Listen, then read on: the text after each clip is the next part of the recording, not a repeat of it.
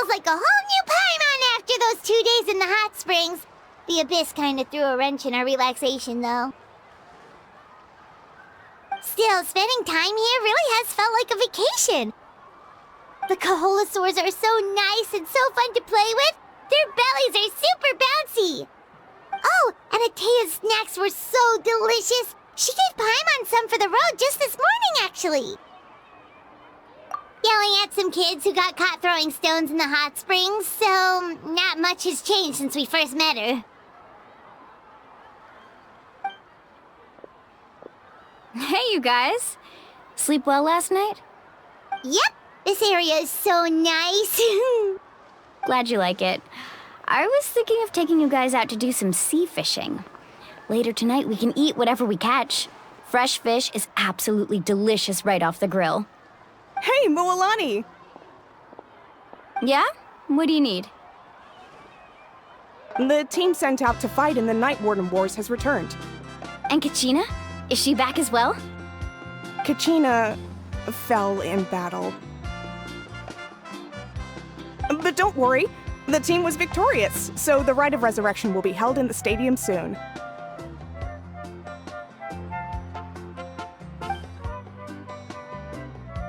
That's a relief. The Abyss is cunning, and it was her first time. Mistakes are bound to happen. Exactly. She deserves to hold her head up high. All right, thanks for letting me know. We'll head out in a bit. Jeez, she sounded a little anxious there. Had me thinking it was bad news for a moment. Mualani, you said the Abyss was cunning just now, but it seems like the Abyss just wants to destroy everything. Like, think about all those monsters that attacked your tribe. If there really was some sort of cunning plan, wouldn't it make more sense to send them to attack Kachina and her small team? Not that Paimon wants them to be in any more danger, it's just... Relax, I get it. The Abyss is difficult to understand, that's for sure. At a glance, it certainly seems like the only goal is total destruction. The Abyss isn't a living entity after all, so what capacity for logic or planning could it possibly possess? But through our long history of fighting the Abyss, we've realized things aren't quite so simple. 500 years ago, the Abyss invaded Teyvat. You know about that, right? That's right.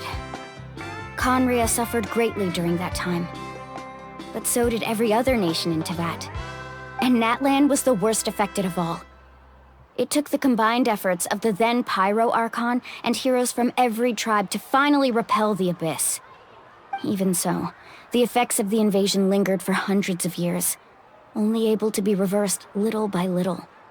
Our tribe's waters were contaminated.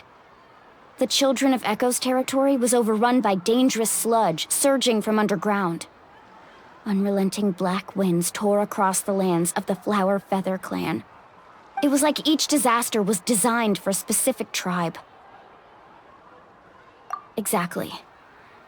We once thought that the Abyss's desire for destruction was a sort of primal instinct, but its methods are, in truth, marked by intelligence. We now believe the Abyss has invaded the Night Kingdom, and has the capacity to read the memories of this land at any given moment. And that's how it became so dangerous and cunning. Almost like it knows you inside and out.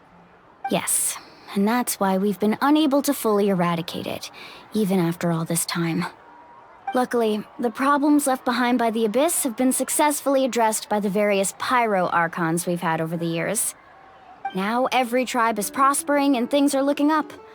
I mean, just look at what we managed to do a few days ago. We totally fought them off.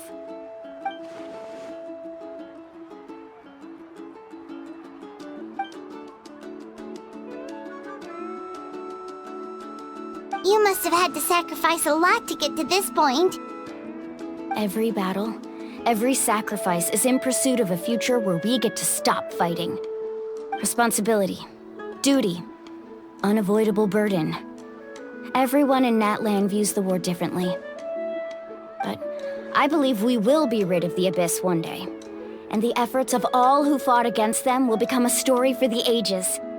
To think that my name could survive in ballads passed down to future generations, It's kind of romantic. Everyone has something that drives them forward, you know? We have to. Not only for ourselves, but for our future. Anyway, let's head to the stadium. Our fishing trip can wait until Kachina's back with us. The sea's not going anywhere.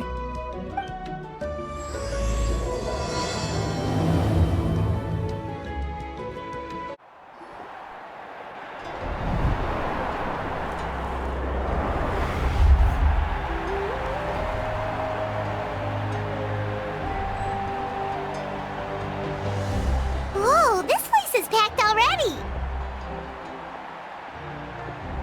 Of course. No one's gonna miss out on the chance to welcome our heroes back from battle. It's their moment of glory. Kachina's gonna be so flustered. She's never had this many eyes on her before.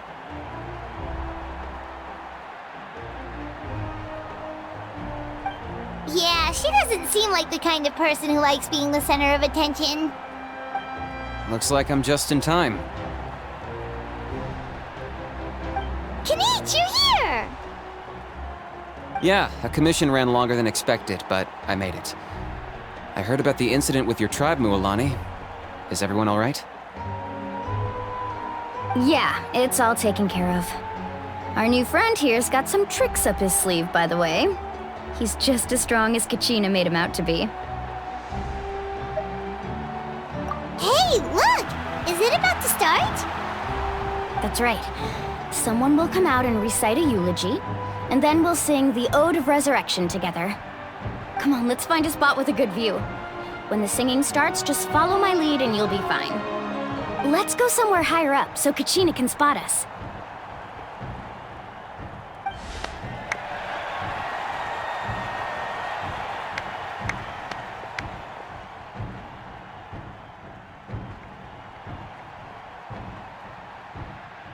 Warriors of Natlan, heed the call of life.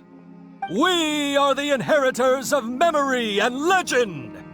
Those who grew alongside sun and wind. Those who forged our own destiny and future. That is Natlan's fire, the lifeblood of our nation.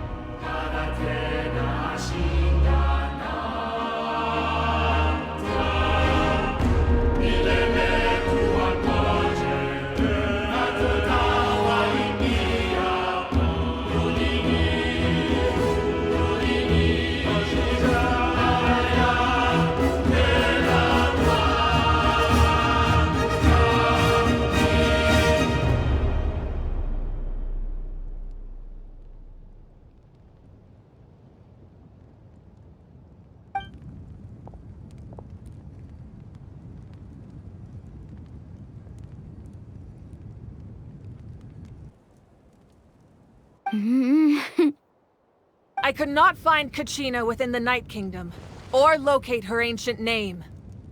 What? What does that even mean? Usually once the ode is complete, the Pyro Archon and resurrected person will emerge from the flames. But something went wrong. What's going on? This has never happened before. Well, I think it's pretty obvious.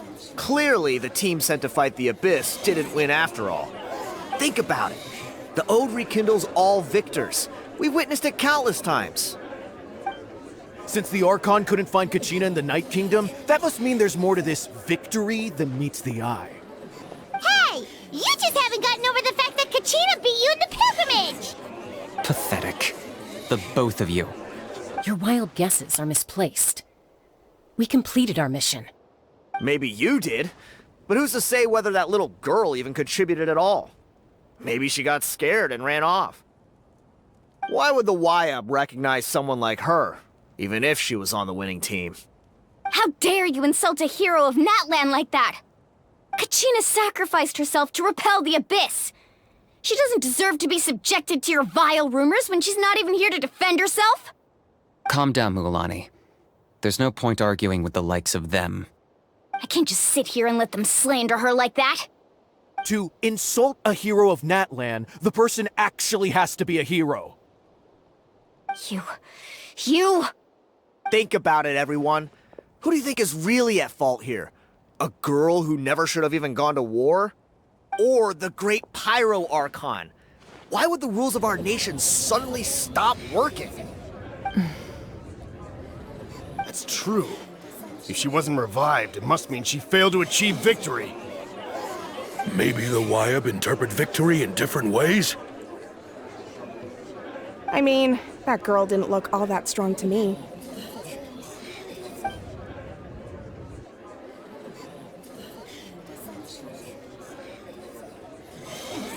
Kachina wouldn't have run! That's not like her at all! No, she's been waiting for this moment for too long. No matter how daunting the situation, no matter how scared she might feel, she's always the first person to stand up and face it head on. We don't even know what happened, so don't you dare try to use this as an excuse to vent your anger or slander her reputation. Fine. We'll find out what happens soon enough. Then, we'll see who truly deserves glory. That's enough. There is no doubt about today's victory, or Kachina's part in it. She is a hero worthy of our admiration and celebration. However, the failure of today's ceremony is undeniable. Kachina has not been rekindled, and I offer you all my deepest apologies as I continue to investigate this matter.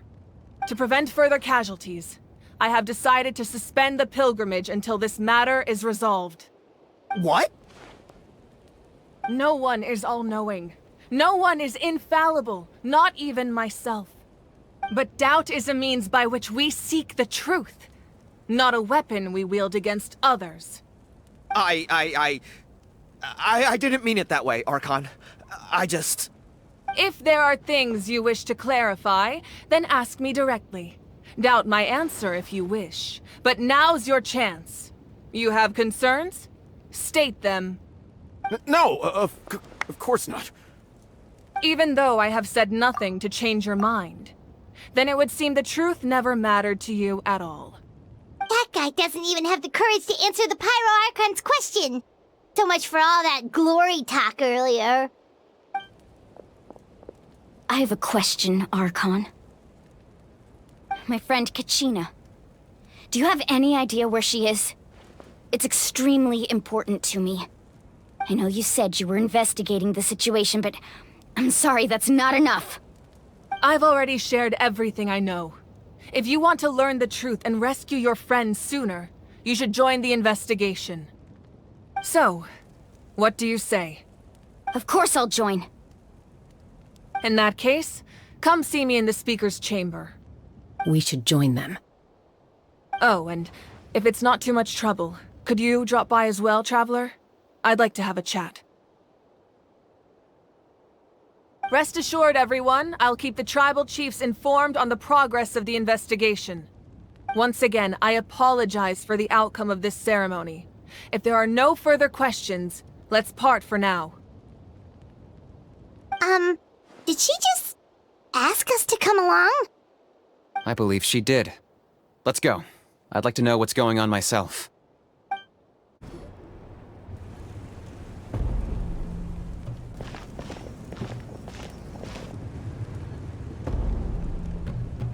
The situation is urgent, so I'll get straight to the point. Kachina is undoubtedly a hero of Natlan, and I'm deeply sorry this happened to her. There's been unrest in the Night Kingdom, but I don't know what's causing it. As a result, I've been unable to track down her location. Until we find and address the cause of the unrest, the Ode of Resurrection will continue to be ineffective. And that means Kachina won't be able to come back? That's correct. Not until the problem with the Night Kingdom is resolved. How long will that take? It's hard to say. Kachina always dreamed of fighting the Abyss, of doing her part to defend Natlan. She wasn't afraid of death because she knew, if it came down to it, the Pyro Archon would be there to bring her back to life. Whenever we sat down together, exhausted from training, she would always hum the Ode of Resurrection. She was supposed to come back to us. We were supposed to hug her and celebrate with her and share her joy. We supported her every step of the way, but what are we supposed to do now? Sit peacefully and wait for her return? Lose ourselves in grief over her death? Tell me, are we her friends? Or her murderers? That's not fair, Mualani. It's all right. I understand your rage and your grief. Kachina's life means a great deal to me, Mualani.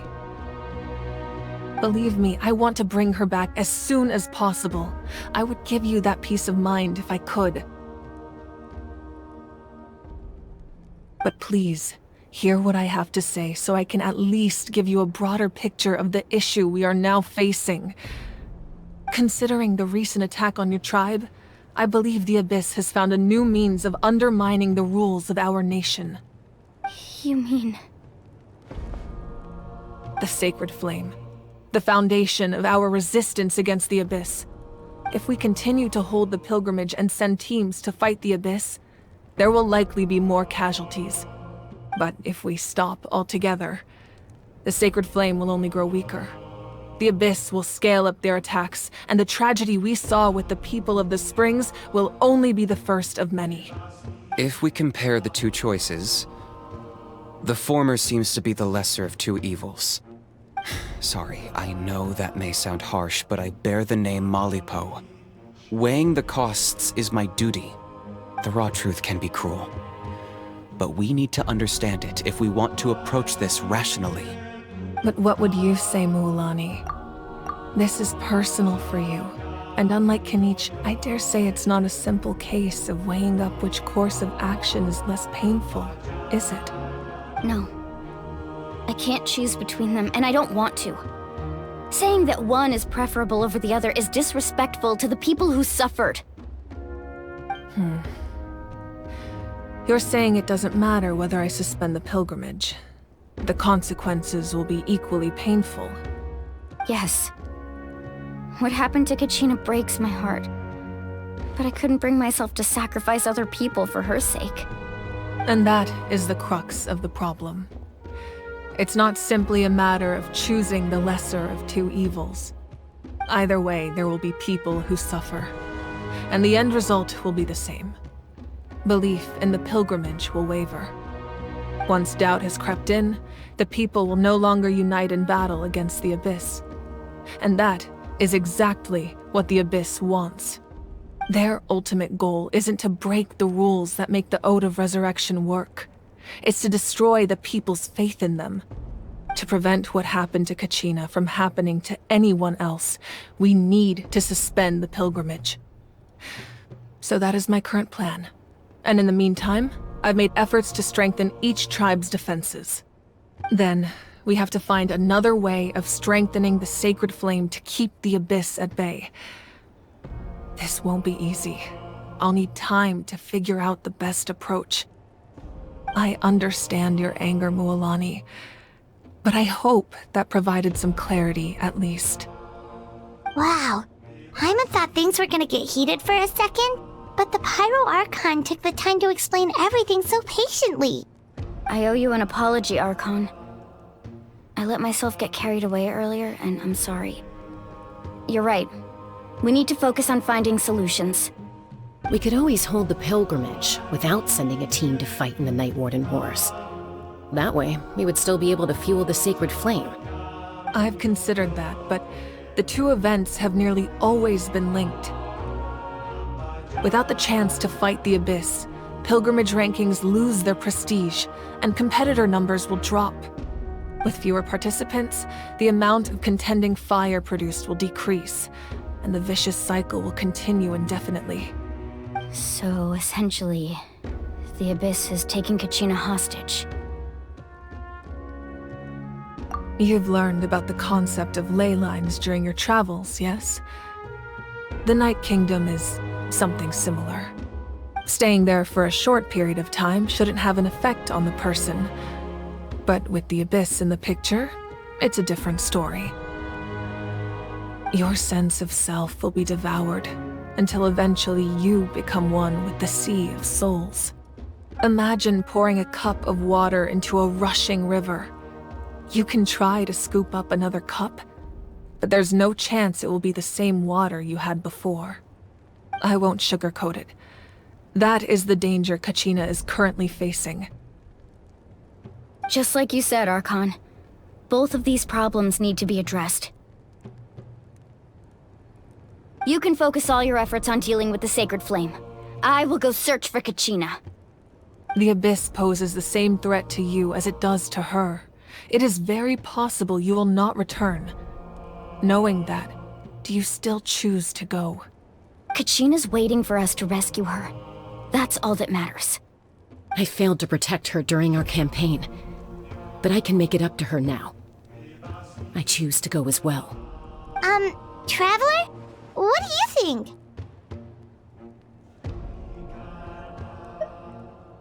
Understood. Then I'll support you in any way I can. The Masters of the Nightwind have a technique that can extract an ancient name from the ley lines. If we can find Kachina's ancient name, I can use the link between them to pinpoint her position within the Night Kingdom.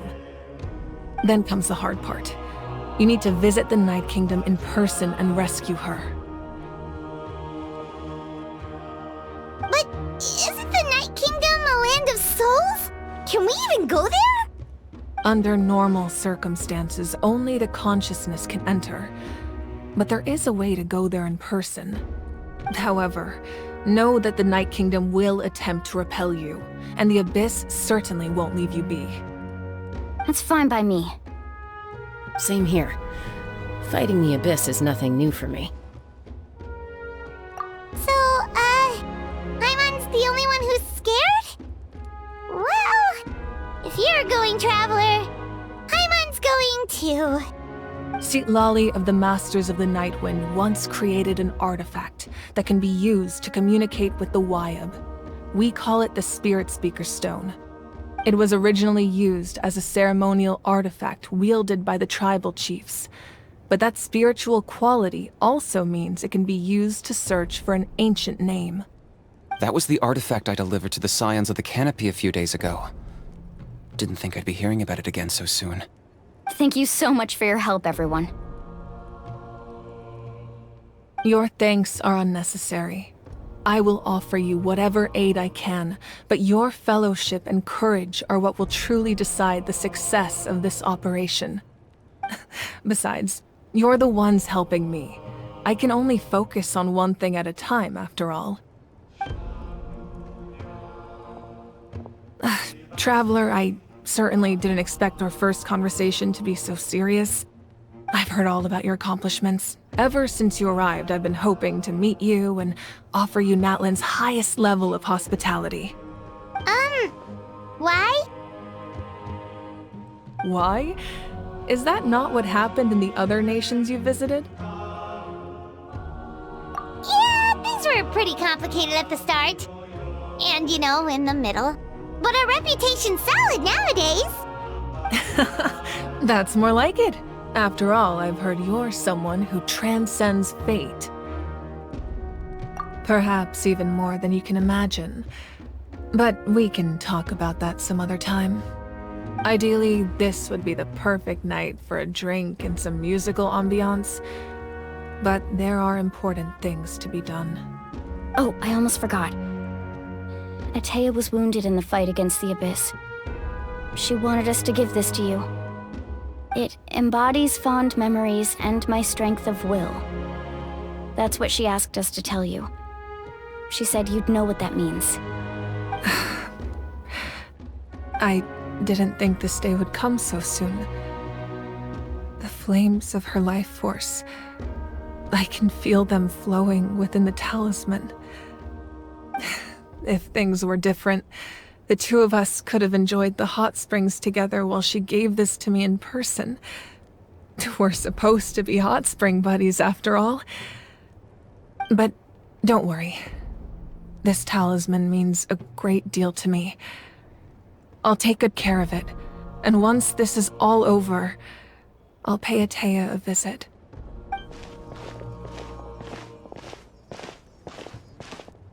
You said you didn't want to jeopardize the production of Contending Fire. But that's not at all why you decided to suspend the pilgrimage, is it? You're right. Even now, the production of Contending Fire is far from sufficient. The gradual corrosion caused by the Abyss has resulted in a massive shortage of pyro energy, and we're currently at the breaking point. As things stand, the pilgrimage is a lost cause. Suspending it allows us to save our strength to defend the tribes. The Abyss has brought catastrophe to Natlan, and Kachina's disappearance in the Night Kingdom is a direct consequence of that. We can't let the general public know that. No. If the public learned that Natlan's destruction was close at hand, there would be immense panic. But if I said nothing at all, they would have continued to question the integrity of Natlan's heroes. Another simple choice. The latter was clearly the better solution. But you chose otherwise. I have never subscribed to the belief that the right choice is the one with the fewest sacrifices. Let's go. There's still a way for the sacred flame to last a little longer. You mean? Yes. Come with me.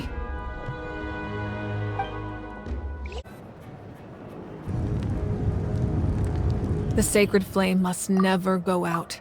Not only does it strike fear in the Abyss, but it's also the pillar of Natlan's stability.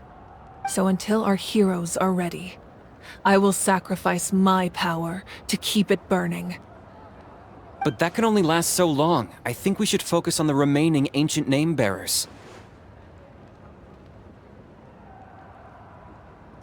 Don't let desperation cloud your judgment. Those chosen by the Wayab have already embarked on their destined path. It is for them to decide how that journey ends, not us. All we can do is support them. Even so, for you to make this sacrifice, it's not right. If not me, then who? No other is capable of sustaining the sacred flame. I possess great strength, but I'm not above my people. This is part of my duty.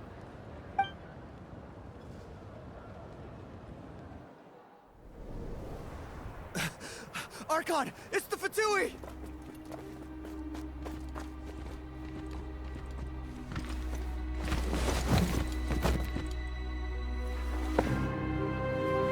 The Archon of Natlan.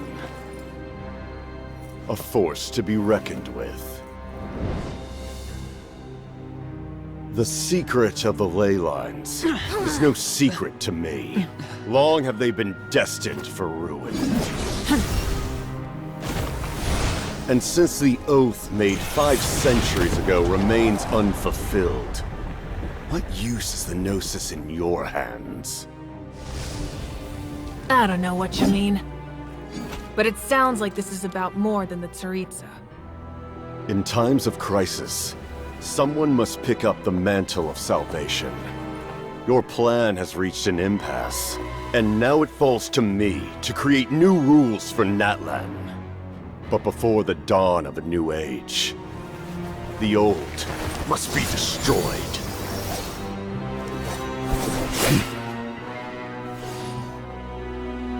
I assume that's the end of your speech?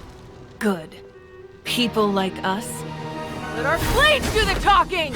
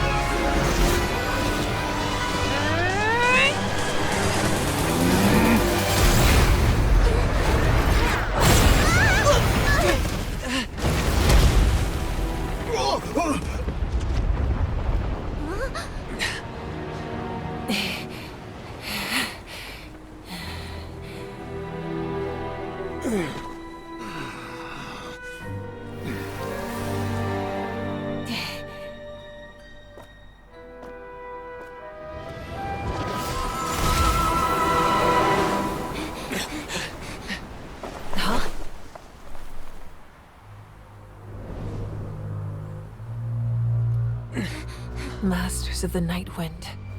Send word. The captain and his followers must be apprehended.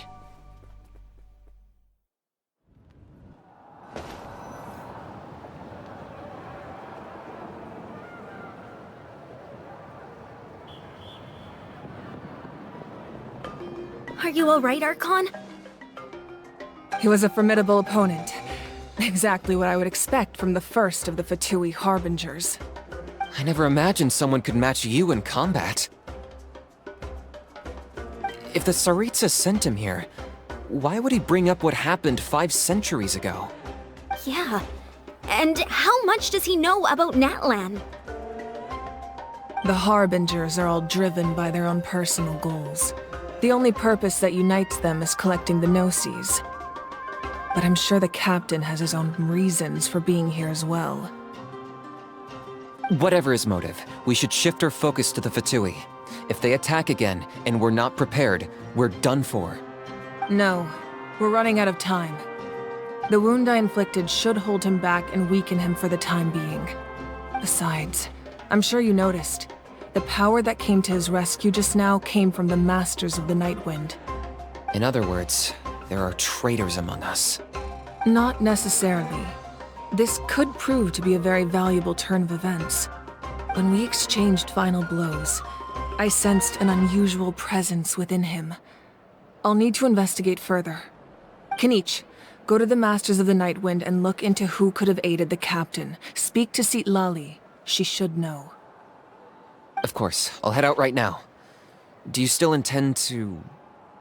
Yes, but fear not.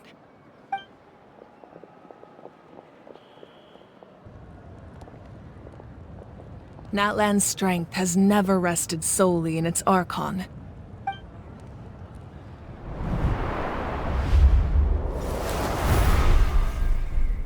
Together we foresaw the only path that leads to our nation's future. We must trust in that vision now.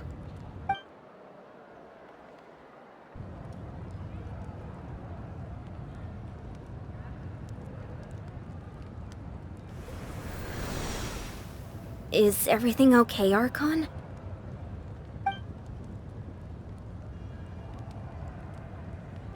Completely fine. Just lamenting the fact that I never got a picture when I could still turn my hair into flames. Too late now. I just hope the others have a safe journey.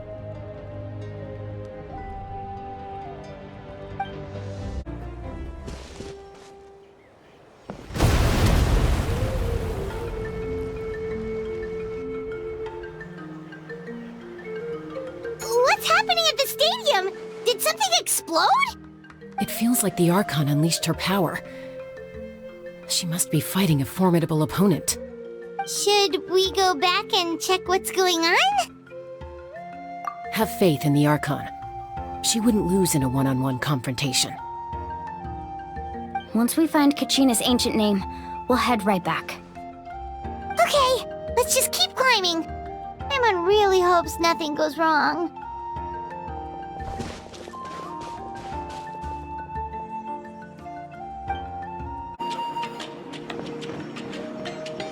Chaska. Nice to see you again, Wyna. I'm afraid we don't have time for pleasantries, so I'll get right to it. We're here for the Spirit Speaker Stone. Whoa, hold on a second. At least tell me why you need it first. My friend Kachina is trapped within the Night Kingdom. We need the stone to find her ancient name and rescue her. Rescue her? From the Night Kingdom? That's right. I'm sorry, but someone needs to tell you what you don't want to hear. Going there, a mature warrior would never make such a foolish decision.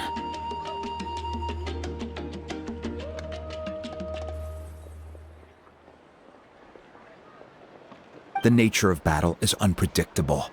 You never know how it's going to end. Losing a friend is tragic, but when that happens, the best thing you can do is focus on how to prevent further casualties. I appreciate what you're trying to say, Chief Wyna. But if the price of maturity is abandoning a friend in need, I'll choose foolishness any day. If Kachina's still holding on, then so will I. I thought you might say that. Is something wrong, Wyna? This doesn't seem like you. Life isn't complete without taking risks. That's always been your mantra. It's nothing. The Night Kingdom is a dangerous place. Can't blame me for checking if you were up to the task. If you're that determined, far be it from me to stop you. Here's the stone. Keep it safe, okay? It's not like we have a spare. Thank you. Huh. Seems like you two go way back.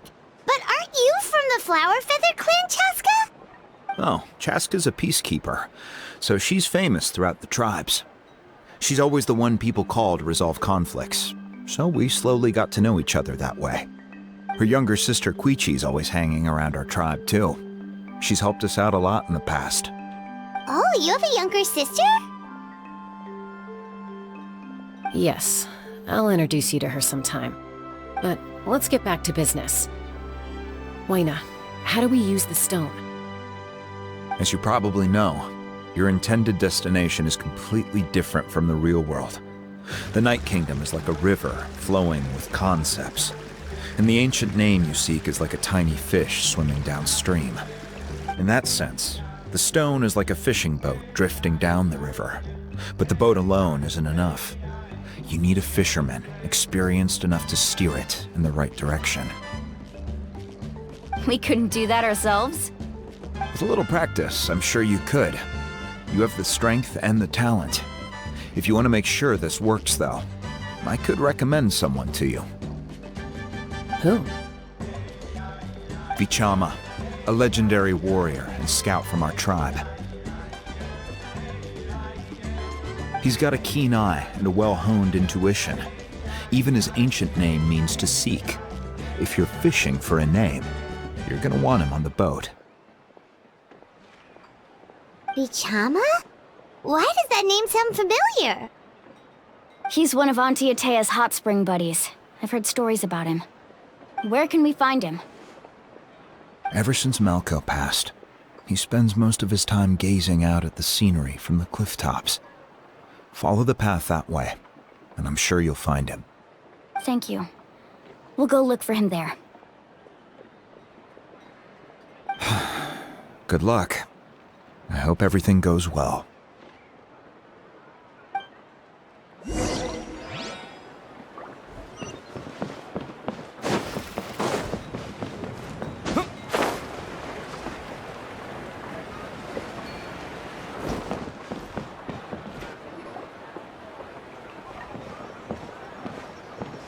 Someone admiring the scenery from the cliff tops.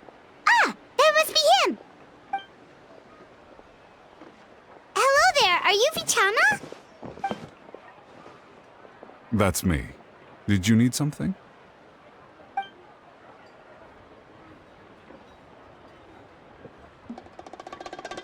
What? You're saying you can bring someone back from the Night Kingdom? How is that even possible? No, if you really think about it, anything's possible in that kind of place. But that would mean... Are you okay? You don't look so good. Everything's fine. I'll help you, but I do have a small request. After I help you find Kachina's ancient name, I want to use the stone to look for my friends as well. Your friend? Oh, why not mention someone named Malco? Is that who you're talking about? Yes, but I'd rather not get into it if it's all the same to you. That's not a problem. We agree to your request. Yeah. Since you're helping us find Kachina's ancient name, it's only right that we return the favor. Then we're agreed. Can I have a look at the stone?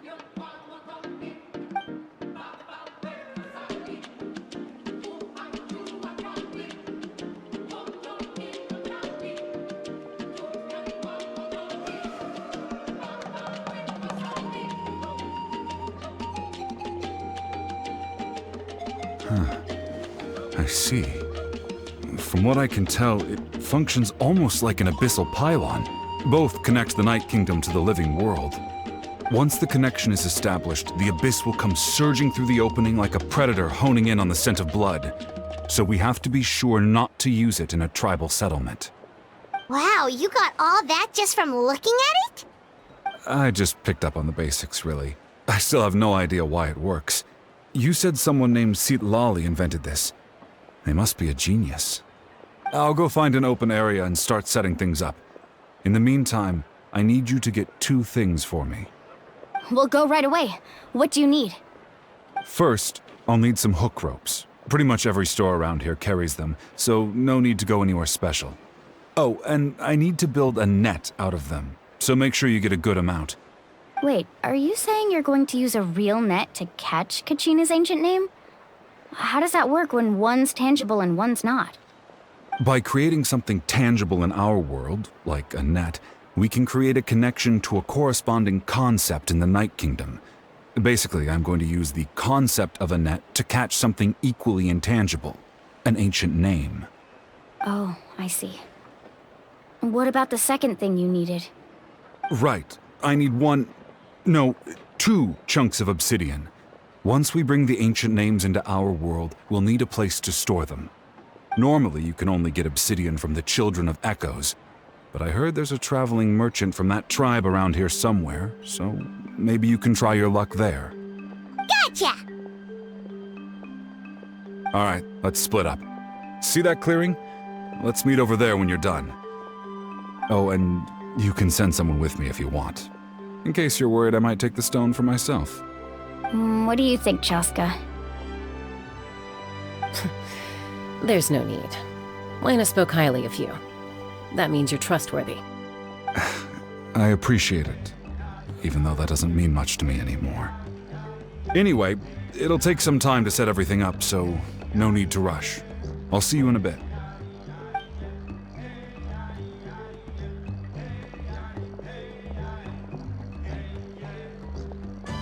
What an odd guy. He seems so defeated, but also really invested in the stone at the same time.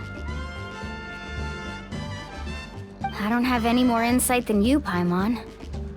Let's just focus on the preparations for now. Hang on, Kachina.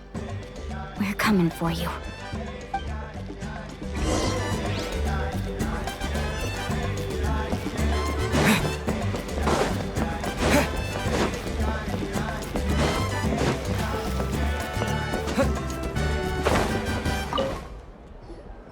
Hello.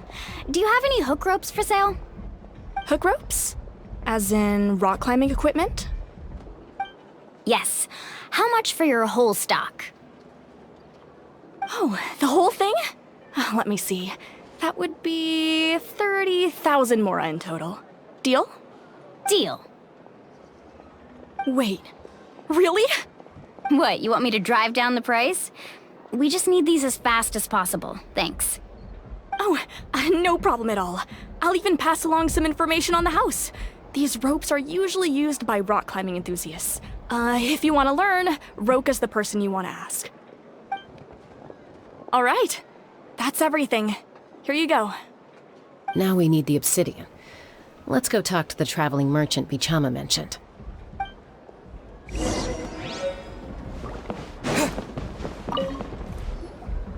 Excuse me, do you sell obsidian? Why, yes. I've got a chunk for sale right over there. Perfect. Is that the only one, though? We actually need 2. That might be tough. Tell you what, I'll take a look through these boxes over here and we'll see what we can find. Thank you so much. We'll wait here.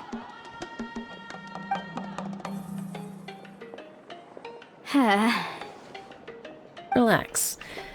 Everything's going according to plan. I know, it's just... I could tell Vichama feels the same way about his friend that I do about Kachina. I hope this chunk of obsidian isn't the only one. Kachina always carries all sorts of shiny stones with her. If I was the one trapped in the Night Kingdom, she'd have a whole pile of obsidian ready in a heartbeat. Well, would you look at that? I did bring an extra. Here you go, young lady. How does it look? Perfect! Thank you. How much do I owe you? If you hadn't shown up, these stones would have just sat here collecting dust. I'll take 3,000 mora for both. Here you go. By the way, I heard you mention Vichama just now. You running an errand for him, then? How's he doing? Malco's been gone for 5 years now. It's about time he started to move forward. Do you know what happened between them? I heard about it in passing while I was out drinking one night, but I don't know all the details. Vichama and Malco grew up together, and even made a name for themselves together. Malco was an amazing fighter, capable of knocking out multiple opponents in a single hit, while Vichama excelled at scouting and analyzing the battlefield. The two made an excellent team, and managed to beat back the Abyss several times. 5 years ago, they both emerged triumphant in the pilgrimage, and were placed on the same team to fight the Abyss. But on the eve of battle, the Abyss launched an attack on their tribe, and Vichama suffered an injury to his leg while attempting to rescue someone. Then what happened? The team agreed that he couldn't fight the Abyss in his condition. Vichama didn't argue. He knew going to the front lines with an injured leg would make him a burden in battle. So they raised the issue with the Pyro Archon, and she agreed to let him stay behind. It's just, Malco and the others ended up facing hordes of abyssal monsters in numbers that far exceeded anyone's expectations. The team made an error in judgment, and they fell to the onslaught. Vichama went into a deep depression after that. He blames himself for everything. Oh, you're not wrong.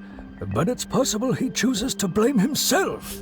Not because he did something wrong, but because he wasn't able to do anything at all. I've tried convincing him to move forward, to stop dwelling on the past. But the shadow of Malco's death hangs over him still. The Abyss has caused so much suffering, and some wounds never heal. I wish there was something he could do to make himself feel better. But,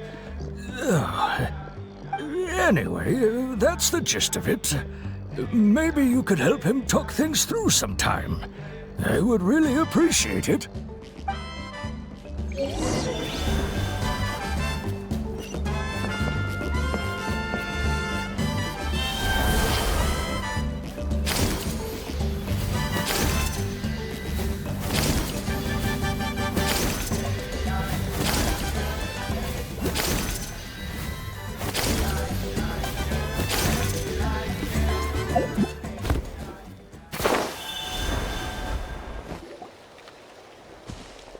Did you get everything?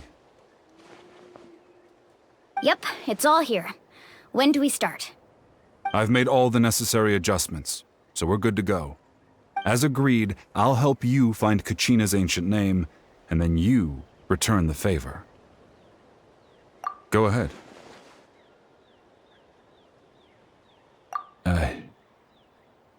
Yes. After Malco fell, I scoured the battlefield to see what happened. It turned out he wasn't bested by some impossibly powerful foe. He was dragged to his grave by the sheer number of enemies. If I had been there, I would have been able to sense the danger. I could have warned them not to advance. I've always blamed myself for what happened. But when you told me about Kachina, I realized there's a chance Malco might also be alive, fighting for survival in the Night Kingdom. But that happened several years ago, right? The Pyro Archon said all life within the Night Kingdom eventually becomes one with the Sea of Souls. There might not be much hope, but I still have to try. Malco and I promised each other, even if we never managed to root out the Abyss for good, we would fight together until the end. All right, let's get to it. I'll start searching for the conceptualized version of Kachina's ancient name. If you see any fragments scattered around the area, please collect them.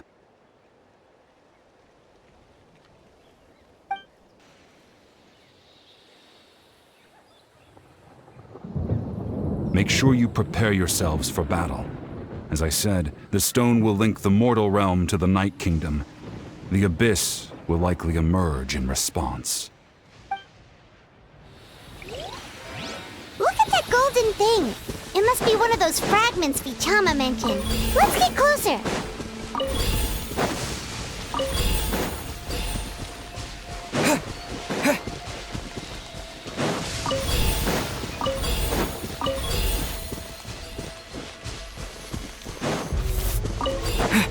Whoa, monsters incoming! Watch out, everyone!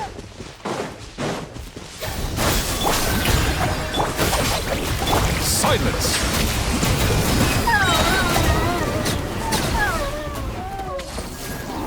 Be sanctified.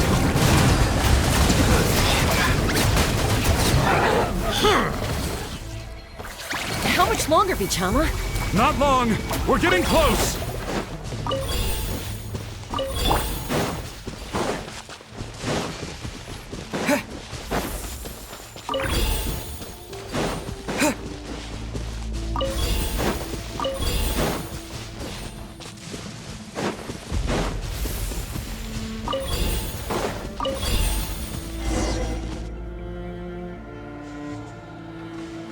Vichama!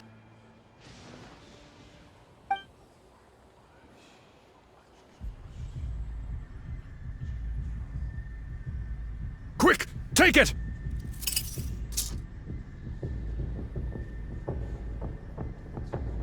I found Kachina's ancient name. Hang in there, Malko. Just a little longer. Something's not right. The power of the Abyss is getting stronger. The Abyss is corroding his body. Vichama, you can't keep going. You'll die. I should have died 5 years ago. I just need a little more time. Please, I'm almost there. Thank you.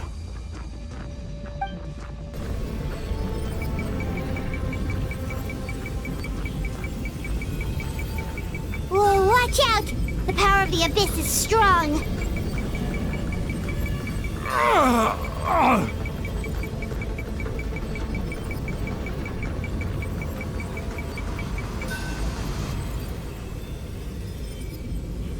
This power.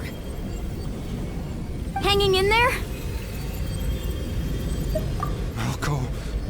No! Why can't I find him? Why? We can't wait any longer. Pull him away from the stone, Mualani. I already tried, but the power of the Abyss has him in a chokehold. It's like he's tied to the stone with an invisible rope. In that case, we have no choice. I'm sorry, Silawi.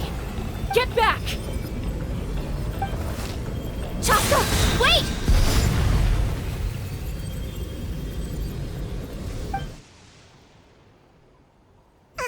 Ouch! What happened just now? It looked like the Spirit Speaker's stone was... The stone's power was spiraling out of control. The only way to stop it was to destroy it. You were all caught in the shockwave of the explosion. You might feel dizzy for a while, but that's normal. Give us a heads up next time, will you? You're lucky we managed to dodge it in time. I thought I said to get back. Yeah, barely a second before you made it go poof. Not everyone has your reflexes, Chaska. We were this close to getting dragged into the explosion. Okay, I'll be more careful next time. At least Kachina's ancient name is still in one piece. Wait, where's Vichama? Vichama! Vichama! I couldn't find Malko's ancient name. It must be completely gone by now. Once your ancient name disappears, there's no coming back. From the very beginning, I knew there was a slim chance, but still. And now... it's too late to save him. From the minute he left that day, it was already too late.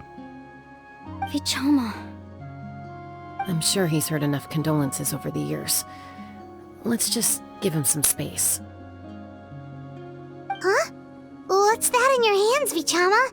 It looks like something's glowing! Huh? This is...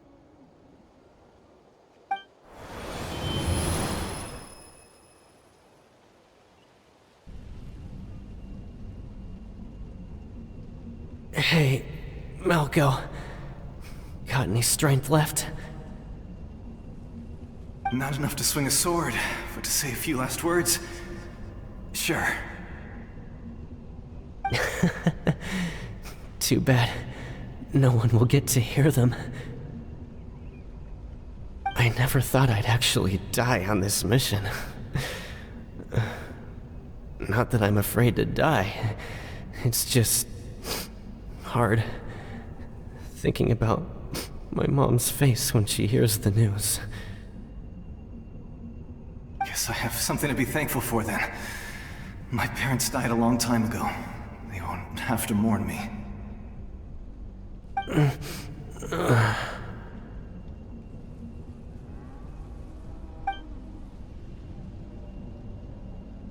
Pisak!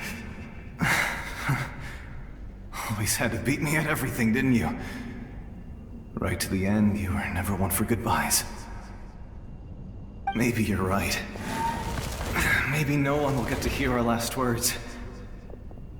But just in case... Vichama, I'm so glad you didn't come with us.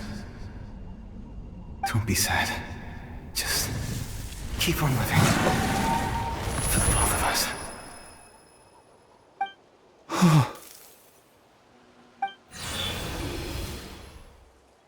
Was that a memory? Seems like we were able to salvage something after all.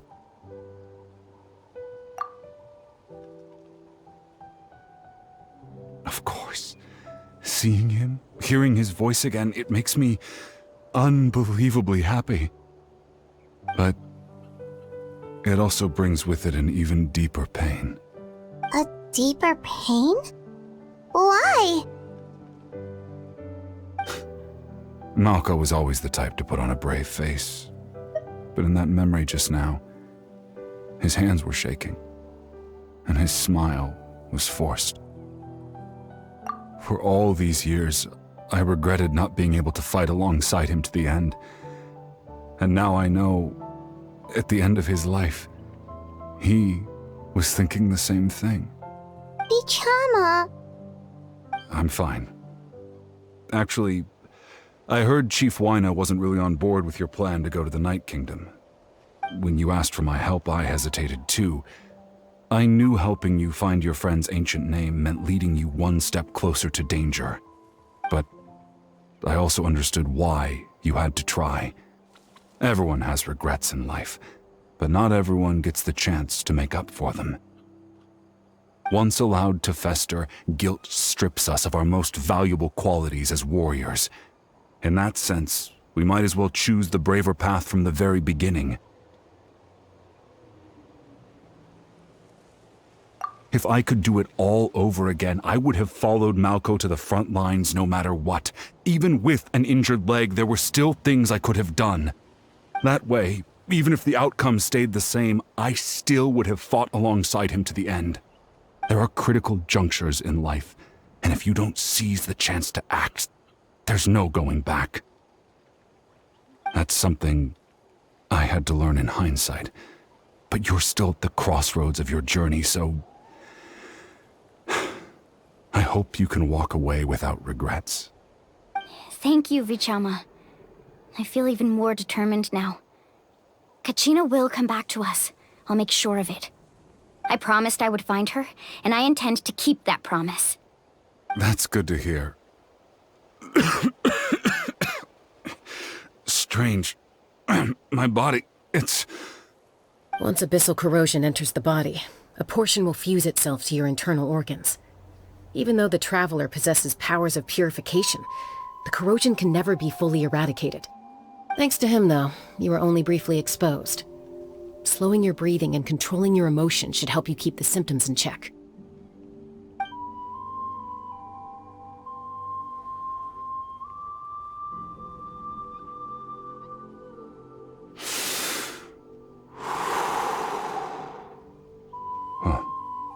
does make me feel better. You seem very knowledgeable about all this. Just speaking from experience, that's all.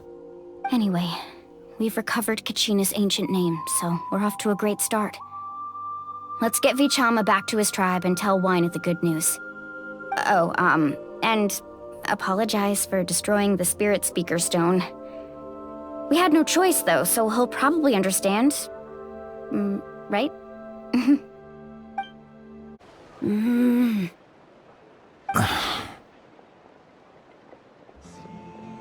Koichi, are you really gonna just stand there like that? I don't know what you want from me. I think you know exactly what I'm trying to say, Uncle Wina. I can hear it in your voice. Honestly, it's just one thing after another with you two. They're back. Koichi? What are you doing here? Don't play dumb with your own sister. You know exactly why I'm here. My apologies, everyone. I just need to borrow Chaska for a few minutes. You come with me.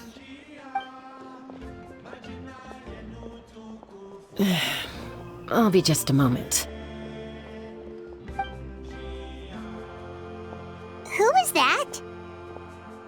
Koichi, Chaska's younger sister. Although the two aren't actually related by blood, it's kind of a long story.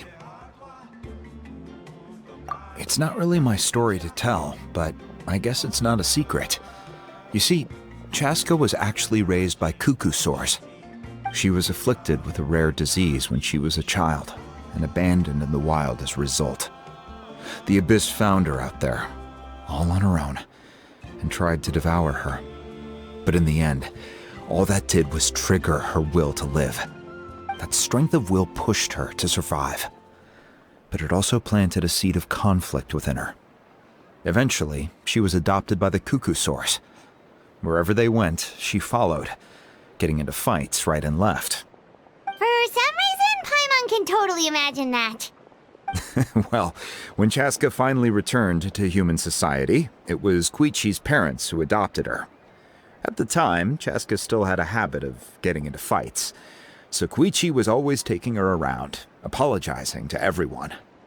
Ah, I remember those days. One of those fights was definitely with me. But, you know, kids. You're fighting one minute and your friend's the next. Eventually, she found a way to rein in that desire to fight. And now she's who people call to resolve conflicts. She's known as the Peacemaker. It sounds like she still argues with Koichi, though. Don't siblings usually stop fighting when they get older? That's partly my fault. Koichi asked me to stop Chaska from doing anything dangerous, but you probably know by now, once Chaska makes up her mind, there's no changing it. Oh, I get it. No wonder you tried to talk us out of going to the Night Kingdom. Chaska even said that wasn't like you. I'm all for your adventure. You need to take risks when you're young, because by the time you're my age, you couldn't attempt something like that even if you wanted to. Better try now than live with regrets later. That's what I say. Still, I can understand where Koichi's coming from. In the end, nobody wants to sit back and let a loved one put their life on the line.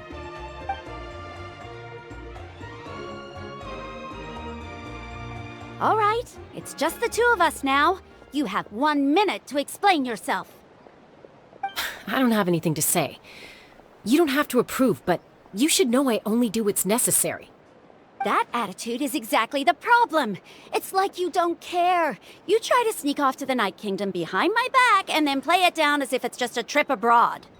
Well, technically I am going abroad, right? Again with the excuses! We agreed, didn't we? There are 4 levels of danger. If it's not something urgent, you can only engage in level 2 danger and below. You can only go up to level 3 if a situation is so dire there's absolutely no alternative. But a trip to the Night Kingdom? If that's not a level 4, I don't know what is. And you were just going to sneak into the place without saying anything. What do you mean, sneak into the place?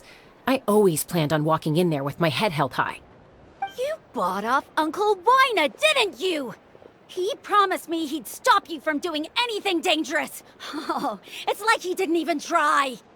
You feel like he went back on his word. What if I told you my mind was made up, and there was nothing he could have done? Not even by force. Oh, I knew it! So he did try to say something, but you didn't listen! This is important. If you were in my shoes, you'd make the same decision. You don't know that? I'm a doctor, and I handle logistics. If you're going to waltz into a dangerous situation where you could lose control at any moment, it's my duty to say something! All right, whatever. Anything else? What do you mean, anything else? Why don't you reflect on what you've done and promise me you'll stay put? Time out. Is this one of our normal arguments or a serious one? Chaska, does it sound like I'm joking? Then... you need to know something. What happened to Kachina was partially my fault. I can't leave her there to die. That's not who I am. But the person you become when you lose control, that's also not who you are! That's a different issue. You said it yourself. A person is only as good as their morals. If I want to live in Natlan, I need to display qualities that make me worthy of this nation. I've also told you that managing your condition is equally important. Sometimes you have to make sacrifices. All right, let's stop this here. If we keep going, I might actually have to get serious. And I think Wyna prefers his roof attached to his house. Is that a threat? That sounds like a threat to me. Koichi! Younger sisters are supposed to listen to their elders. So, you're really going to go, no matter what I say? I'm supposed to be your sister. Then support me. I'll be back. All you have to do is wait. Chaska. So, that's it. Why'd you have to turn out to be so darn annoying?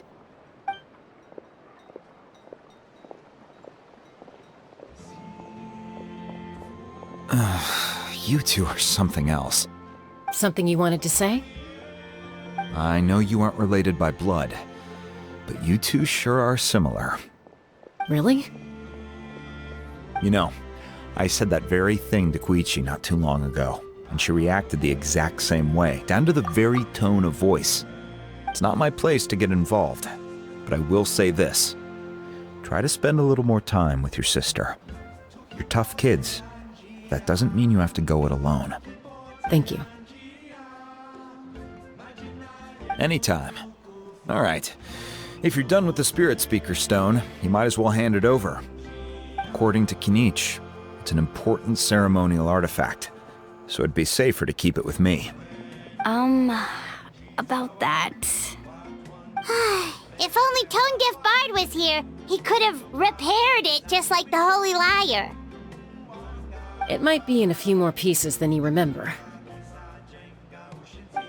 Huh?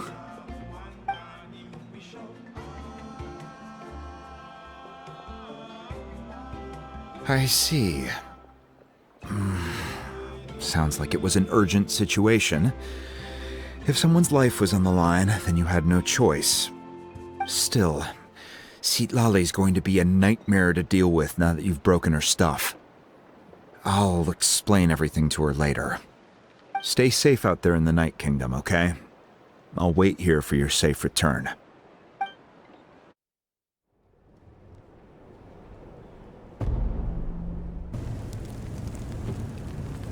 We're back! We found Kachina's ancient name, too! Well, it's fairly complicated. Let me give you the condensed version. The Fatui again? We can't go anywhere without them causing trouble. But what if the Fatui finds out you've lost your power? Won't they try to take advantage of the situation? That's why it has to be our little secret. No one else can know, or we're asking for trouble. Look, I wish I could offer you some sort of consolation, but I won't lie to you. With multiple factions closing in, there's nothing comforting about the situation we're facing. Still, all you need to do is focus on your goal. You can leave the complicated matters to me. I can also step in on the Pyro Archon's behalf. There's a limit to what I can accomplish, but I'll help you however I can. There's no need to be so modest, Yan-san. Your incredible strength has long been a well-known fact. You're the pride of your tribe. Archon, I'm sorry about before. You have so much on your plate, so much that you have to worry about. But all I could do was focus on my own feelings. You have nothing to be sorry about. We all get overwhelmed by our emotions, myself included. Your reaction to Kachina's disappearance, I understand that feeling very well. Well, now that we have Kachina's ancient name, let's go track her down. Follow me.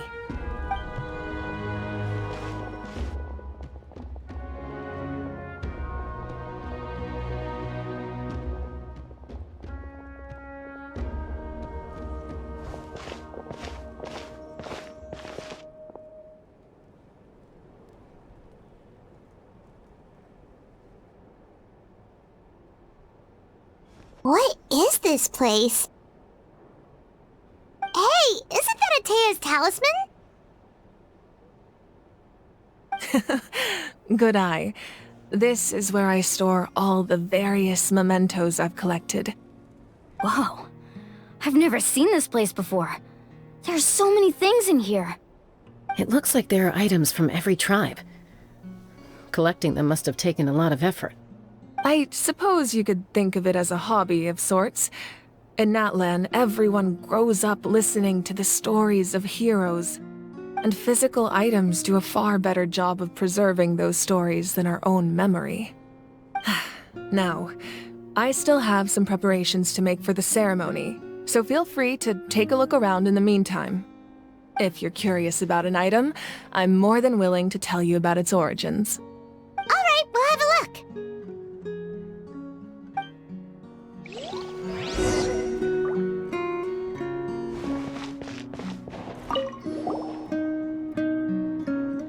There are so many jars and potions around here. Do they have anything to do with alchemy? No, those belong to the Masters of the Nightwind. They're ceremonial tools used to amplify the ability to communicate with the Night Kingdom and the Wyab. Yamaya is an expert in this field, and she taught me a lot. Even though she appears stoic and serious, she actually has a keen sense of humor. The tools you see here are quite traditional. Her students found them outdated, so she passed them on to me. The contents of the jars aren't all that special. Oh, except the big jar in the middle. That's what she really wanted to give me. Ooh, must be something really cool. What's inside? Grape juice. Huh? It's quite tasty, although probably expired by now.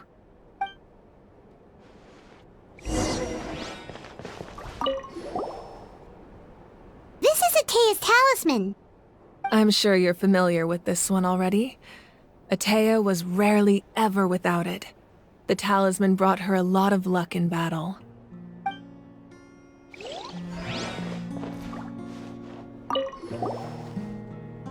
Hey, there's a fishing rod here. It must have belonged to the people of the springs. That's right. It belongs to a legendary fisherman named Matavaru. I have his entire set of fishing equipment, actually. He and I met in a tavern. He told me about a particular kind of giant fish and his meticulous plan to catch it. In his eyes, I saw a hunger and a strong fighting spirit. To him, the sea was the battlefield upon which he staked his honor. So, did he do it? The next time I saw him, he was covered in scars. It turned out the fish he sought had been corroded by the abyss. He managed to kill the fish, but sustained a serious injury in the process, which meant he could never go deep-sea fishing again. Can a fisherman claim victory if he fails to bring back his catch? That's what he asked me in the end. Well, Paimon thinks he won. That was my answer as well. The experience was far more valuable than the prize itself. In the end, he didn't want his tools to go to waste, so he gave them to me. Wait, that means you also know how to fish. Maybe we can go head-to-head sometime.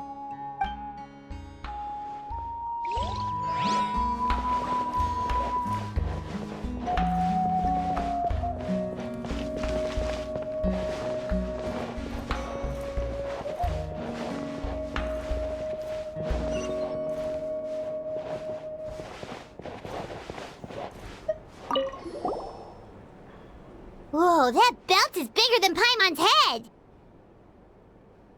The Collective of Plenty are known for their bodybuilding competitions and contests of strength. This belt is a symbol of great honor within the tribe. The association with strength might also have been the reason the original belt was extremely heavy. It was difficult for even 2 people to lift. And even if a warrior had the strength to put it on, wearing it for any length of time would still leave them gasping for breath. Sounds like it. So the owner of the original belt, Kitera, commissioned a craftsman to make a copy identical in appearance but far lighter in weight. That is the belt you see before you. He would often wear this version when training in order to protect his waist. Or he made a lighter version so he could wear it all the time and show it off.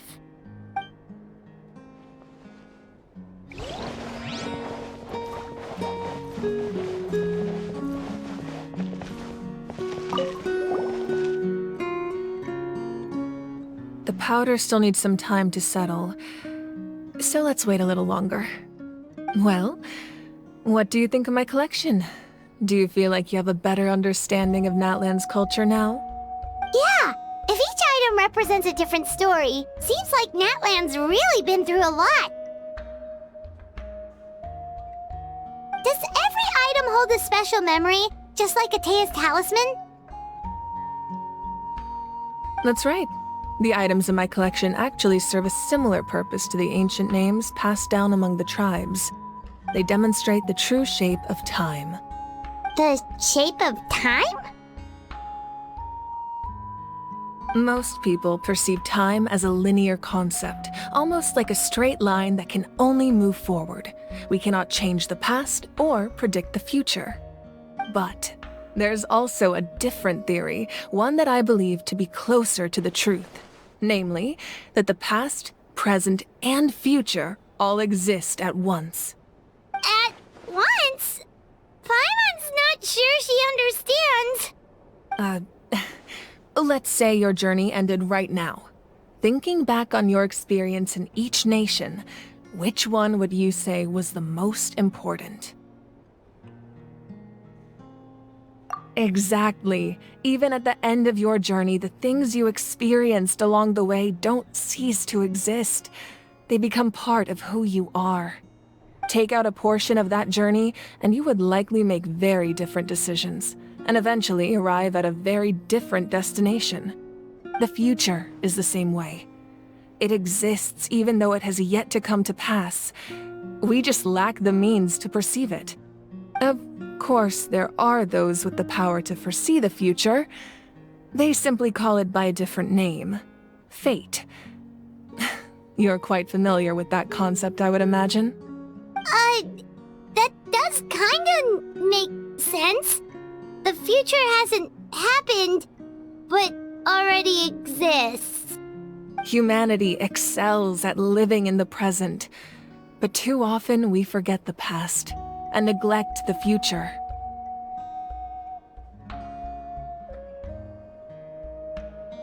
While the pilgrimage and the Night Warden Wars lead us to a better future. Only by uniting the people of Natlan across countless eras can we fight back against an enemy as formidable as the Abyss. To come up with such a set of rules, the first Pyro Archon must have possessed a level of insight I can only imagine. That's correct. At first, he was a mortal man with no special power. After he ascended to the Divine Throne, he used it to borrow power from the heavens and establish the rules of Natlan. Namely, a framework, through which ordinary people can ascend to Archonhood. By holding the pilgrimage, we're able to determine the strongest among us, and when that person ascends to the divine throne, their inner flame will awaken.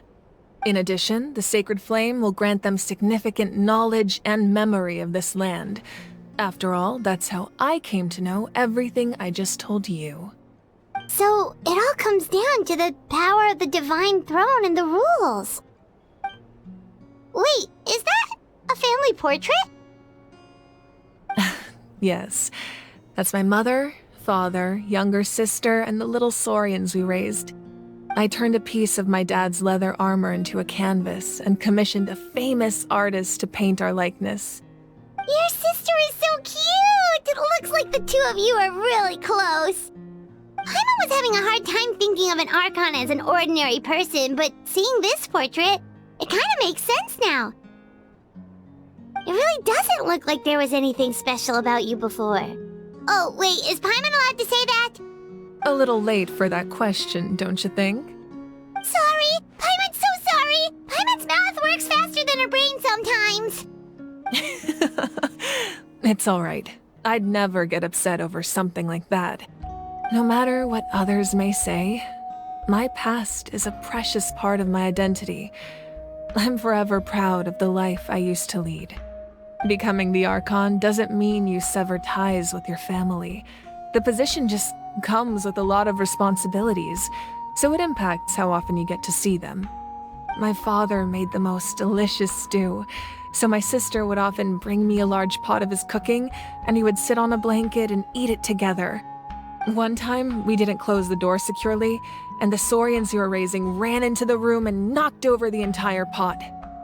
My sister immediately burst into tears. The two troublemakers were going for the meat, but when they saw my sister's distress, they froze on the spot. I still remember the way they laid there, sulking like a pair of children, even after making such a mess. It was frustrating, but in the end, all I could do was comfort my sister and move on. Wow. Isn't that what being a family is all about? I think about that story a lot, actually. As the Archon, I made a vow to defend this nation, and experiences like that, they remind me exactly what I'm trying to protect. Well, what happened after that? This portrait looks pretty old. Your sister must be all grown up by now, right? I believe she ended up working as an architect and artist. She built many houses and crafted many beautiful works of art. Anyway, that's enough about me. Now that the powder is settled, we can begin. Ian-san, Mulani, Chaska, over here, please. Place the ancient name up there, and then we'll begin.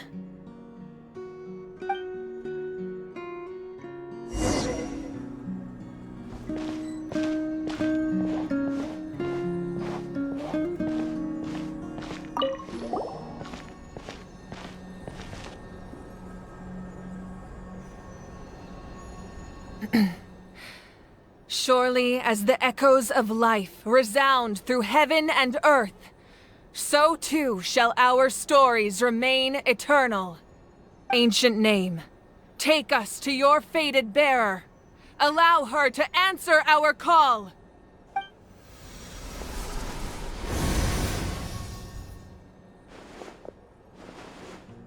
Am I hallucinating again? Kachina! Are you okay? Huh? I'm not seeing things, am I? Is the Abyss playing tricks on me again? It's okay, Kachina. It's just us. We're trying to find a way to bring you back. Everyone, you have to listen to me.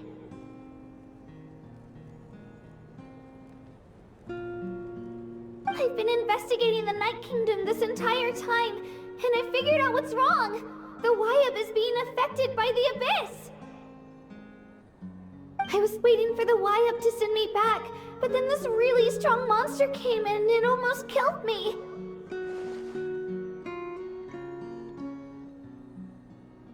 The Y-Up saved me, even though its power is weakening. So I've been hiding from the monsters while trying to find a way to help. The Night Kingdom has become a huge mess, though. I keep hearing these awful sounds and seeing really horrible things. Don't listen to those sounds, Kachina. The Abyss is trying to strip you of your sanity. All you need to do is stay safe and wait for us. We'll be there shortly. It's okay. I feel so much better now that I've had the chance to talk to you guys. You don't need to worry about me. I've never been strong or special at all, really. So I don't blame anyone for forgetting about me or leaving me behind. Just knowing you care is more than enough. I'll find a way back. You don't have to put yourselves in danger to come rescue me. You're always like this, Kachina. Now's not the time to act tough. We're coming for you, and that's final. I don't know what lies the Abyss has been feeding you, but I'll tell you something right now. Nobody here sees you as a burden. You're a victor of the Night Warden Wars, a hero of Natlan. All you need to do is wait for us to rescue you, and you'll get all the applause and recognition you deserve.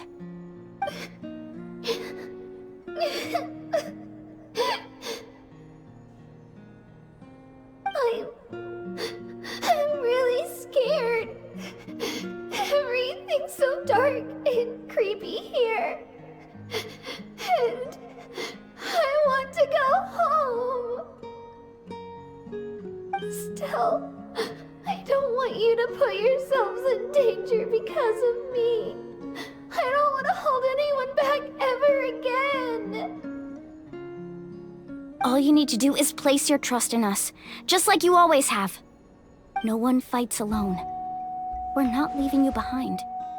Not ever. Yeah, we're so close, we can't call it quits now! Thank you. Be careful. Looks like we've lost contact. Now comes the most dangerous part. You have to traverse the Night Kingdom in your physical form. This entrance to the Night Kingdom was left behind after an abyssal invasion. Even a brief amount of time inside could expose you to corrosion. I know. I'm prepared for that possibility. Alright, then I wish you all the best. I'll tell Koichi to be ready just in case. She's very experienced in dealing with abyssal corruption. That face you just made. Don't tell me you two got into another argument. No, I just feel bad for creating more work for her. I'll go with them too, Archon. The more people, the stronger the party. Thank you so much for your help, everyone. It really means a lot that you're willing to brave these dangers with me. And there's no time to lose, so let's get going. Now that I've lost my power, I won't be able to provide much practical support. But I can still keep an eye on the situation from here. Eon-san, I know it's unlikely, but if you encounter a situation you can't handle... That won't happen. I hope not.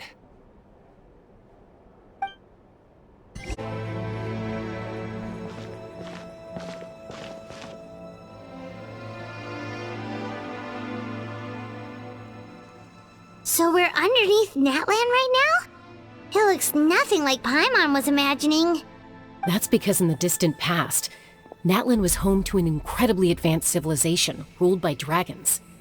Humans only established their own society after the fall of the dragons. So these are Saurian ruins? Wait, you mean like the elemental sovereigns? They had their own advanced civilization? Yes, a really long time ago. Very few records have survived until now, so no one really knows what the devices here are for. These ruins have been abandoned for a long time, but with the recent increase in Abyss activity, the installations around here have somehow been activated again. So what you're saying is, we're not in for an easy trip to the Night Kingdom. No, it's going to be obstacle after obstacle from here on out.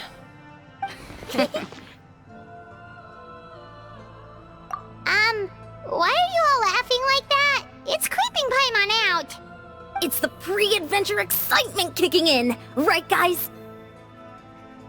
Of course. I'm eager to get started. Then let's go. We won't let anything stand in our way.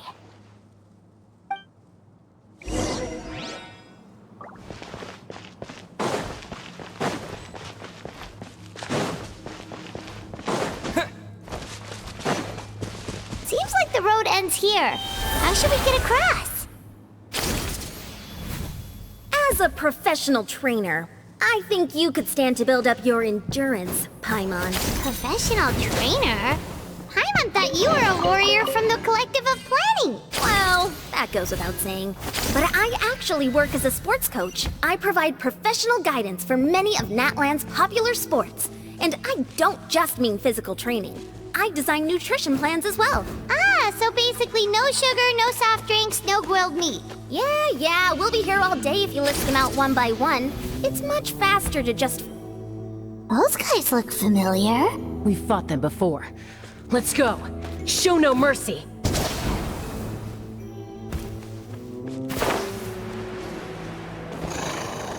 Strike a pose! Our bond is strong.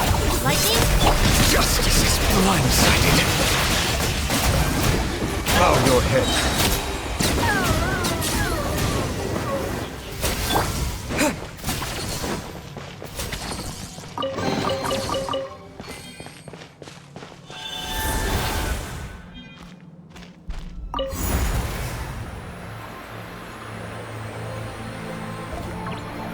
Whoa, the place we need to go seems really high up.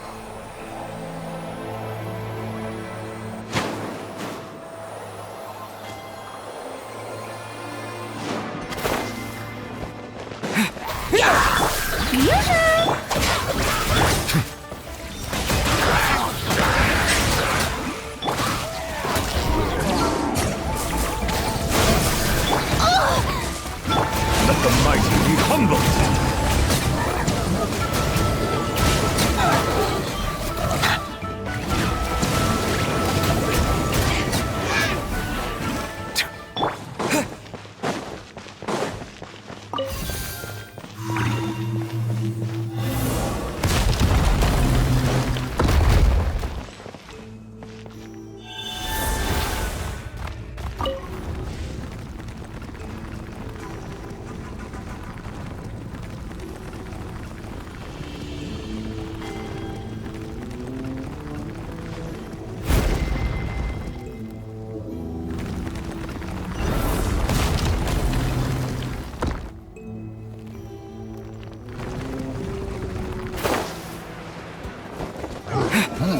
Germinate! Strike a pose! Stand with me! Settle down.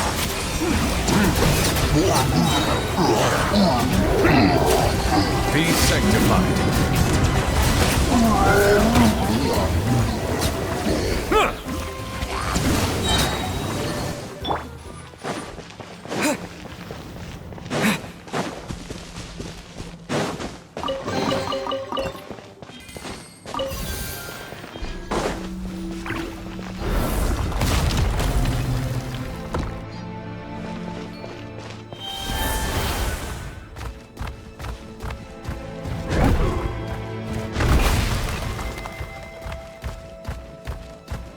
This is the final stretch. We just need to climb up, and we'll be there. Nothing to it. Easy for you to say.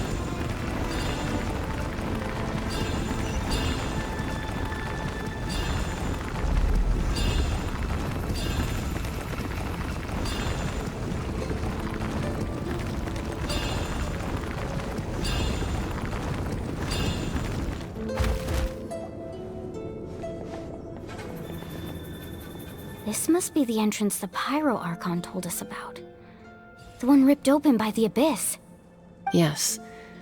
There's something in the depths of this place that feels familiar, yet also foreign. We actually have to go in there?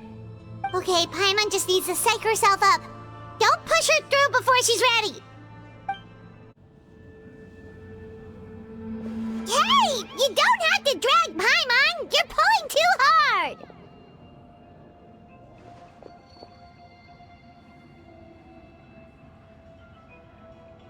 Looks like we made it. This is the Night Kingdom.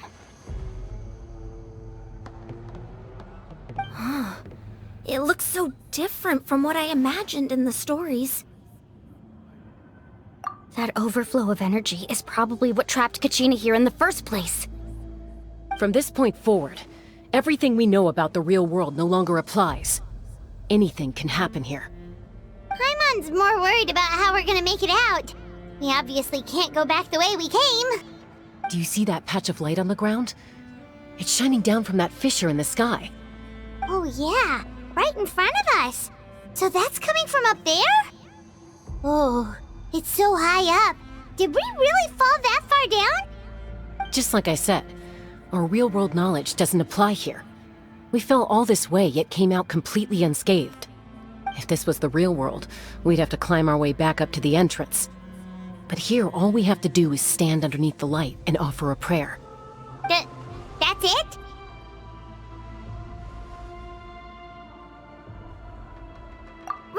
Right. We still got a job to do. So that means all we need to do is find Kachina and bring her to this location. Exactly.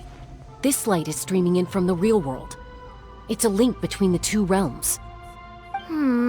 The terrain looks difficult to navigate, and the visibility's not great either.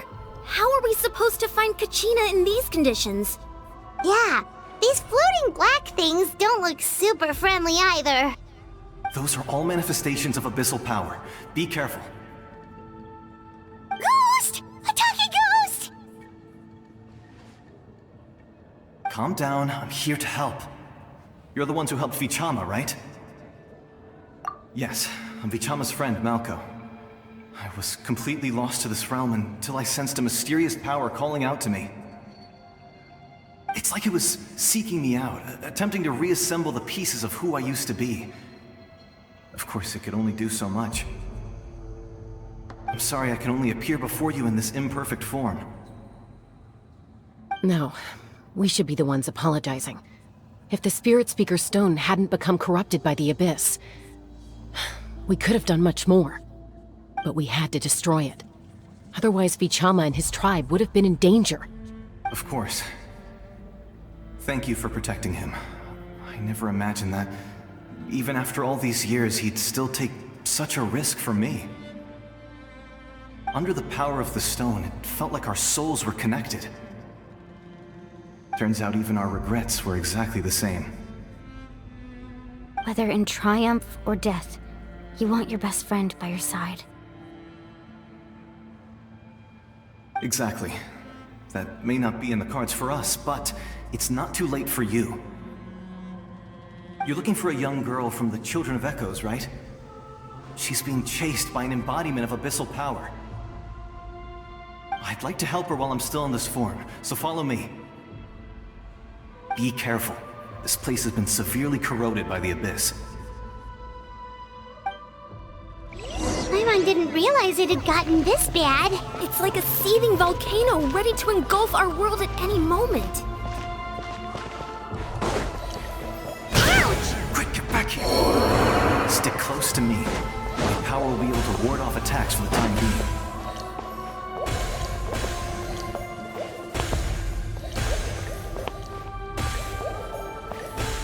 We won't be able to keep this up. Let's try another route. This way.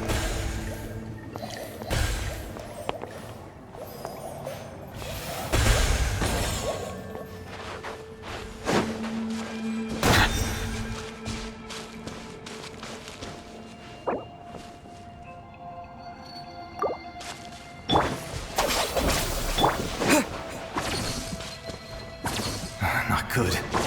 More monsters. We shouldn't waste our time on them. Propagate! Bow your head.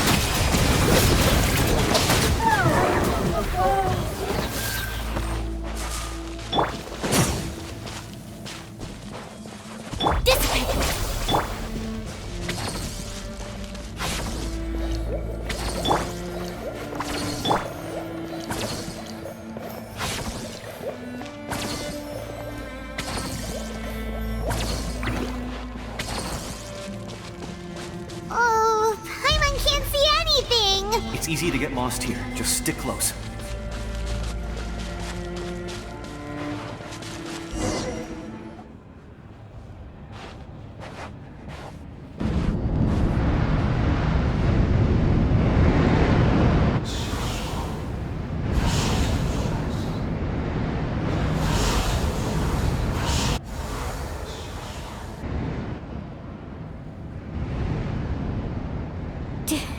Did you hear that? What? Never mind. It was probably just my imagination.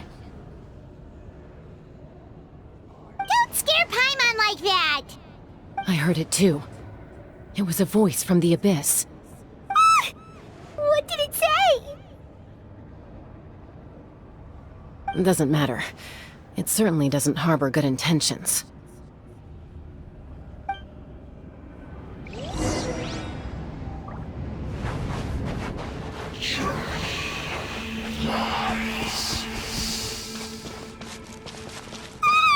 Paimon just heard it too! Let's keep going. Paimon wants to get out of this place!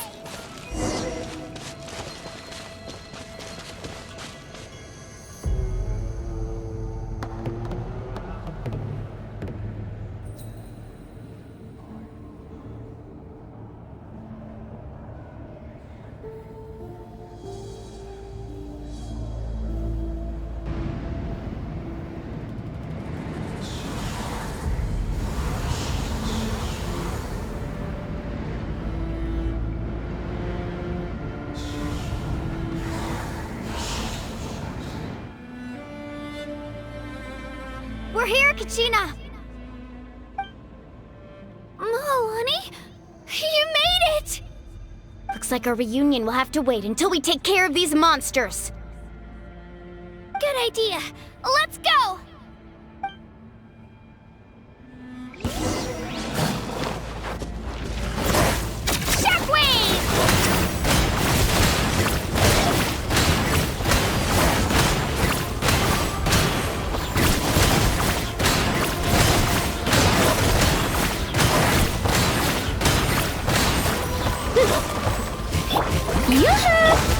Settle down.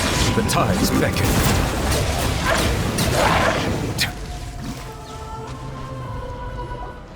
You're here! You're finally here! Thank you so much! That monster can appear from anywhere. It almost caught me a bunch of times. The Wyap's power helped keep me hidden, so I just tried to stay out of sight until you got here. Atta girl. You did so well. And most importantly, you weren't hurt. Should we start heading back then? Actually, I have a request. Will you come visit the Wyap with me? I can't exactly put it into words, but something's wrong with the Ode of Resurrection. And I know it has something to do with the contamination from the Abyss. That was the Pyro Archon's theory as well. Everything we've seen here certainly seems to back it up. In the Night Kingdom, there are 6 main totem poles representing the Wyap of each tribe. You can think of them like the body of each Wyap. Additional totem poles, like the ones around here, serve as proxies to which the Wyap can extend their consciousness. There are countless proxies scattered around the Night Kingdom. Through them, the Wyap can extend their consciousness over the entire realm and track down souls no matter where they roam. But if a proxy were to become severely contaminated, then a soul could become lost within the Night Kingdom. Judging by the current situation, I don't think we're dealing with just one contaminated proxy. Even if we could drive back the abyssal power from one of them, that probably wouldn't even put a dent in the problem. Still, we can't just leave the Wyap to suffer. It's protected me this whole time. I agree. We might even manage to draw out the monster that's been hunting Kachina. Getting rid of the monster might slow down the deterioration of the Night Kingdom.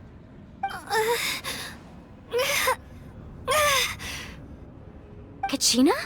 What's wrong? Nothing. Just a headache. And that voice again. telling me to abandon the Wayab and leave this place. Maybe we really should leave. Kachina's already been here for too long. No, I'm fine. I don't plan on listening to that nonsense. I can hold on. Just up ahead. I'll lead the way. Besides, I can still fight, so please, help me out a little longer. Listen to me, Kachina. We'll come with you, but that's because we want to help the Wayab, not because we have something to prove. You don't have anything to prove either. It's okay if you reach your limit. We'll be there for you. All right. The sooner we get this done, the better. We've already come all this way, so we might as well try to get to the bottom of this. Let's go. This way. I'll stay here and try to stall the Abyss monster. All by yourself? That's too dangerous! It's all right. I may not be as strong as that monster, but I'm definitely more familiar with the area. Besides, I don't have much time left. If you're anything like my friend, I'm sure you're not particularly fond of goodbyes. So go. Achieve your goal, and return to the world where you belong. Thank you for everything. You're a true hero. Thank you. No one fights alone.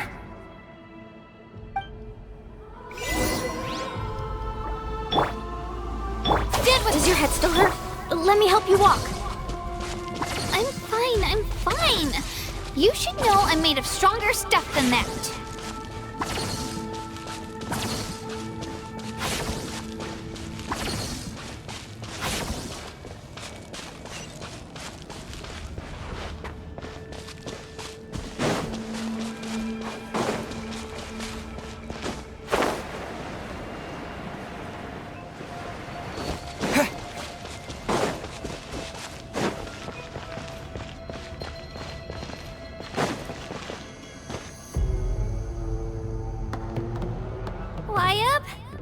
Wayab! I'm back! My friends and I are here to heal you. Wayab, can you hear me? Wayab?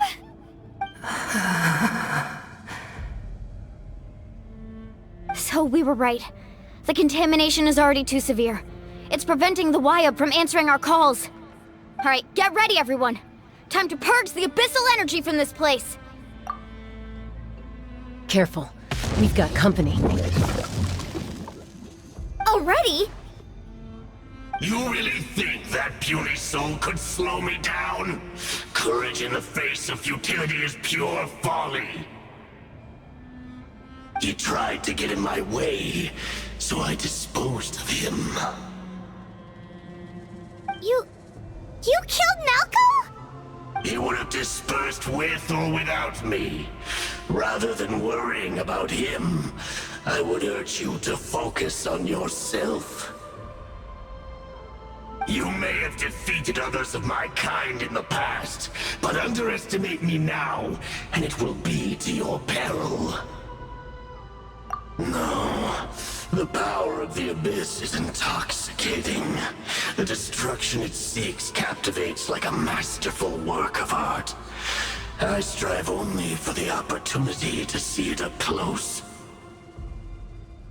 I thought this naive little girl was an exception, but it turns out humanity is full of lambs willing to offer themselves up to the slaughter. That is the tragedy of your short lives. You understand nothing of all-encompassing power. Ancient names, pride, friendship, all empty ideas invented to give you a false sense of self-worth. They possess no power at all. The Pyro Archon created those grandiose ideals out of pure selfishness. Anything to avoid sharing power. Anything to avoid handing over the primordial gift to ordinary people like you. Don't believe me? Then ask yourself, Why is the Pyro Archon strong beyond measure, while you, Kachina, remain so pathetically weak?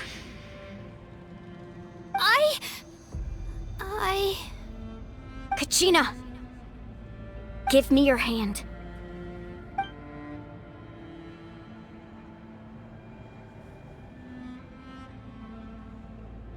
Feel that? I'm right here next to you. Thanks, Moalani. You're right. I have nothing to fear. Because I'm not alone anymore. You're right. Maybe comforting ideals don't have any power. But you also couldn't be more wrong. You've never had to work for your own strength, so you will never understand the true source of our power. What? The courage we have to stand before you and not back down? It comes from our friendship. The power lies not in the ideal itself, but in our commitment to upholding that ideal, and in our decision to stand together and fight! Well said! Let's go, Kachina. It shouldn't take more than 2 of us to handle an enemy like this. Sorry in advance, but you deserve what's coming to you! There aren't many in Natlan who can beat us when we're together. It's time he got a taste of that kind of power. From the ashes to the inferno! The power of flame compels... Let's shred, Sharky! The time for my coming!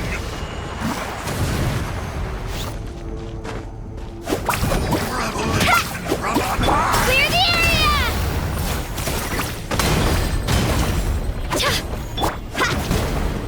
Go! Let's ride!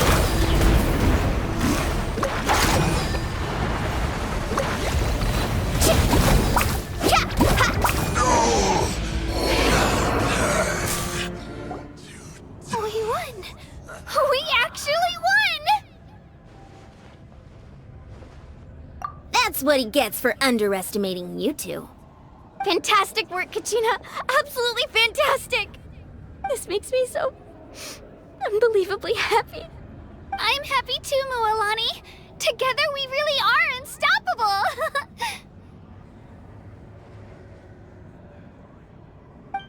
Huh?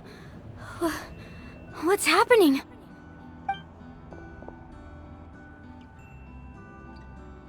My ancient name is glowing? But I thought I didn't bring it with me. It's probably a projection from the real world. But that doesn't explain why it's glowing all of a sudden. Wait, does that mean you're...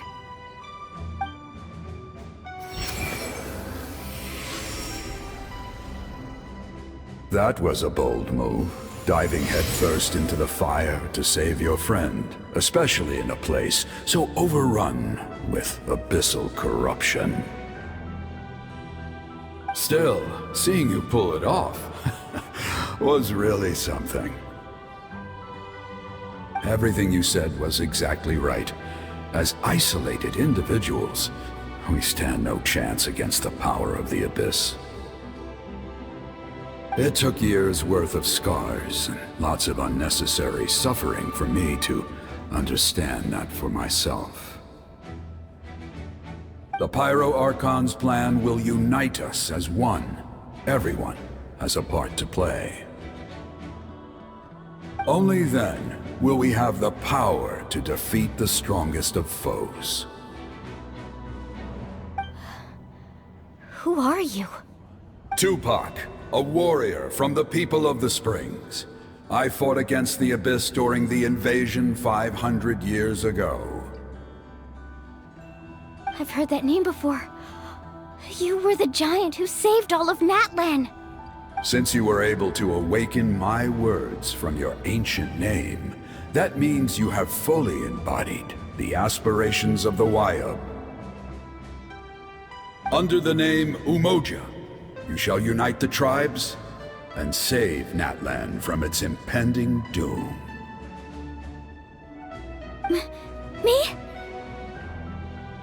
As long as blood still runs through your veins, even the tiniest spark of steel against stone can ignite a flame. Its blaze will become one with our vision for Natlan.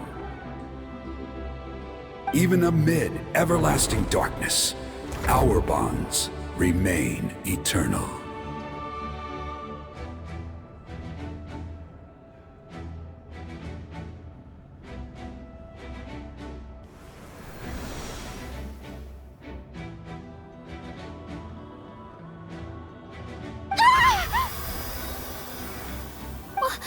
What's wrong, Moalani? So many memories. My brain was just flooded with everything he once knew. So that's what happened. What do you mean? Did you just figure something out? 500 years ago, they foresaw the very crisis we're facing now.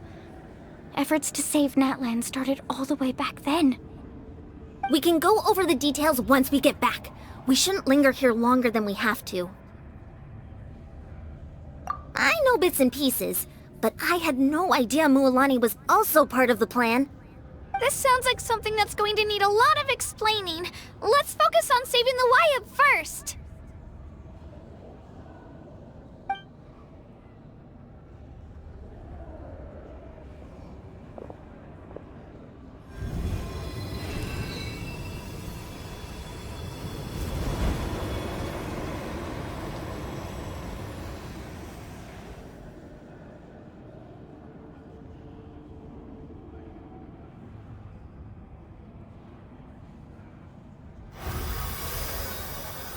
Okay, that should be enough.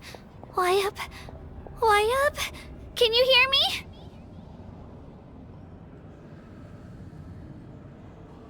I hear your voice, Kachina, my dear child. Great. Well then, I'm afraid it's time to say goodbye. I just wanted to make sure you were okay before we leave, but we can't afford to stay here any longer. I was going to ask why you bestowed an ancient name upon someone like me, but it's okay. I'll keep searching within myself for the answer. I'll never stop trying to improve my strength. One day, I'll live up to the hero you saw in me. You are already an outstanding child in my eyes, Kachina. No matter what happens. Huh? You are all my most beloved children. It has always been my honor to protect and nurture you. Your ancient name is just that. A name.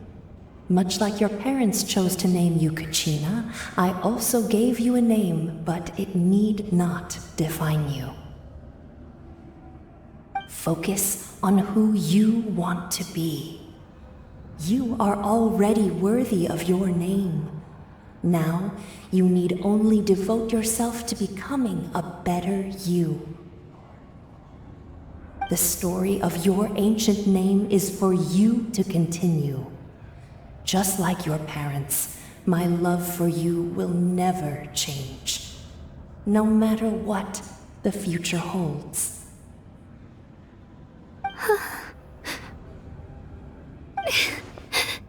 Thank you, Wyatt.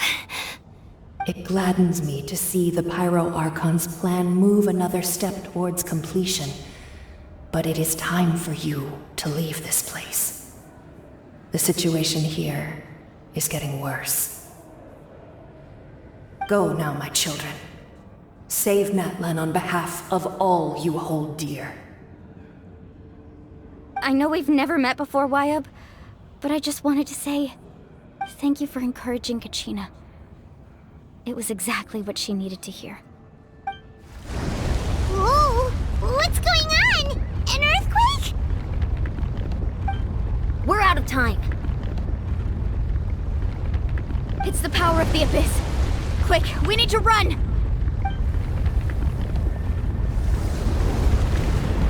It's a Sealy! The Sealy opened the way for us!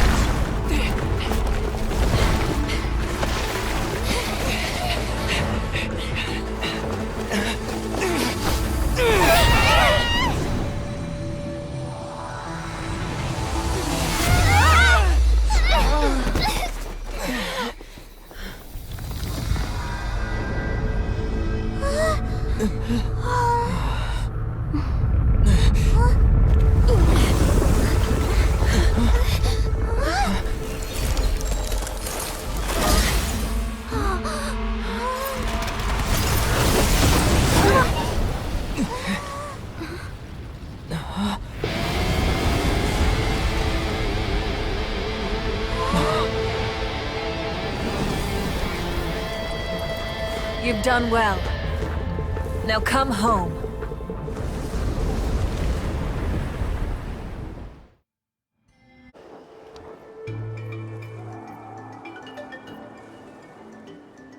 We're back! The Pyro Archon saved us. But she's not here. Yeah, didn't she say she used it all up? She's still in the speaker's chamber. What we saw in the Night Kingdom was just her consciousness. So you're saying her consciousness did all that? Every great display of power comes at a price.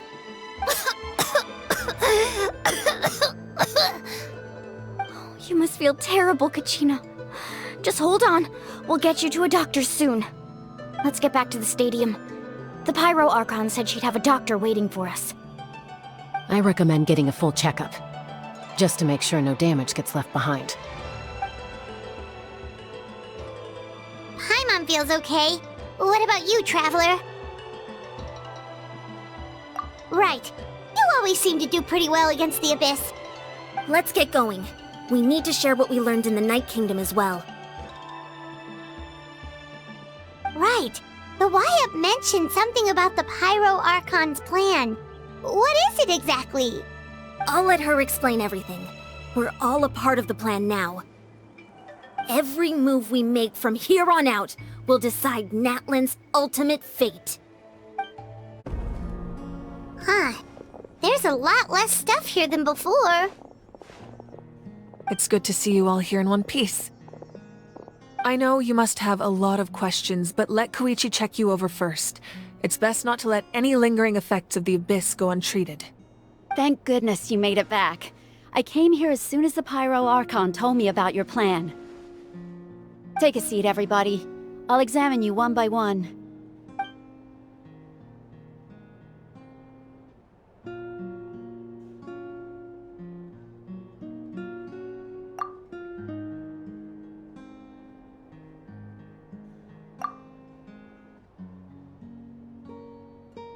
All right, that should do it for now.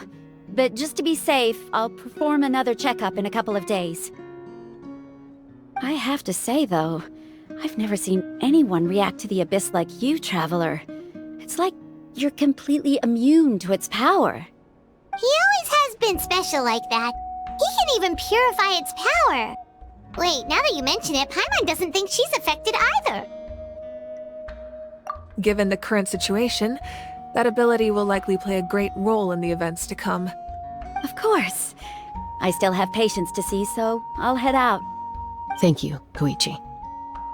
All right. We might not see eye to eye, but we both had good intentions. Just give it time. I'm sure we'll figure things out between us one day. Yeah.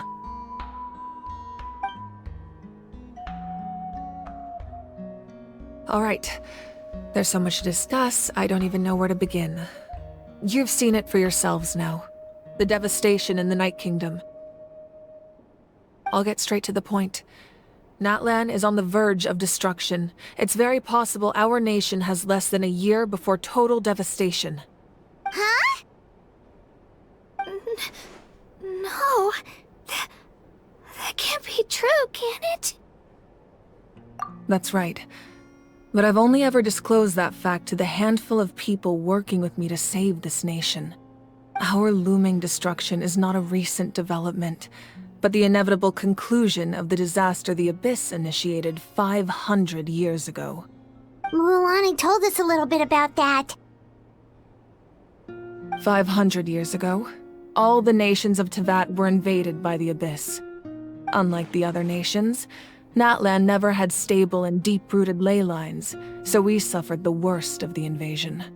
The battle against the Abyss was exceedingly long and brutal. In the end, victory came at the cost of our civilization and countless lives. Even then, it took centuries of solving the disasters caused by the Abyss to finally achieve the peace we know today. And still, this is but a superficial victory. The forces of the Abyss have merely been driven back underground. Their threat to Natlan remains as real as ever. I'd never have guessed. The problems plaguing the Night Kingdom are all the more complicated because that realm is essentially functioning as Natlan's ley lines. Immediately after the war, our calculations estimated that we would have a maximum of 500 years before the Night Kingdom was completely lost to the Abyss. But at that time, we were a nation of the destitute. Our people no longer believed in victory, nor did they hold hope for the future. Our civilization was dying, our faith crumbling, and the line of power passed down from the Wayab nearly severed. If we didn't bring the nation back together, it would be foolish to even dream of defeating the Abyss in the future. So, the Archon had a long and involved discussion with the heroes of each tribe, and finally came up with a 500-year-long plan to save Natlan. So that's what happened. After finding Kachina, I encountered a strange figure who gave me a series of new memories. Since the plan was mentioned in those memories, I guess I've been chosen to play an important role in it. But there's still something I don't understand. Those memories showed me the Pyro Archon from back then, and it was you. Huh? But that doesn't make any sense. The Pyro Archon is supposed to be human. It's impossible for a human to live that long. That's right. The hardest thing for humans to overcome has always been time, or rather, the natural limitations of our lifespan. A god can extend a human's life by using a certain amount of divine power, or subjecting them to a curse. But, as we all know, Natlan doesn't have gods like that. We can only rely on our own methods. A human life is like a flame destined to be extinguished. 500 years ago, I placed my life within the sacred flame. Only by dying before my time could I have the chance to wake up again. So, in other words, this is your second life? Yes. We only managed to defeat the Abyss all those years ago because the tribes came together as one. If the Natlan of the future was to have a fighting chance, the Pyro Archons that came after the war had to rebuild the decimated tribes. The goal was to reunite the people and restore the strength of each tribe's Wayab. Once a tribe was back to its full strength, the tribe's Wayab would select a hero, indicating the tribe was once again ready for war. The Chosen would then stand by my side in defense of our nation, just like great heroes of old 500 years ago. So that means I'm one of the Chosen? That's right. You bear the ancient name Umoja, the same one held by the hero from your tribe 500 years ago. It means unity. After your adventure in the Night Kingdom, I trust you've come to fully understand the meaning of that name. So in other words, you always knew who the Wayab were going to pick from each tribe? Yes. According to the plan, each tribe was supposed to have been fully restored by the time I awoke. But something went wrong along the way. The 6 heroes successfully inherited the ancient names from 500 years ago, but the intel regarding the plan wasn't passed on to them. Once again, it comes down to the deterioration of the Night Kingdom. Communication between the Sacred Flame and the Wayab has been blocked. Just like how the Ode of Resurrection failed to bring Kachina back. Exactly. It's just another tactic the Abyss is using against us.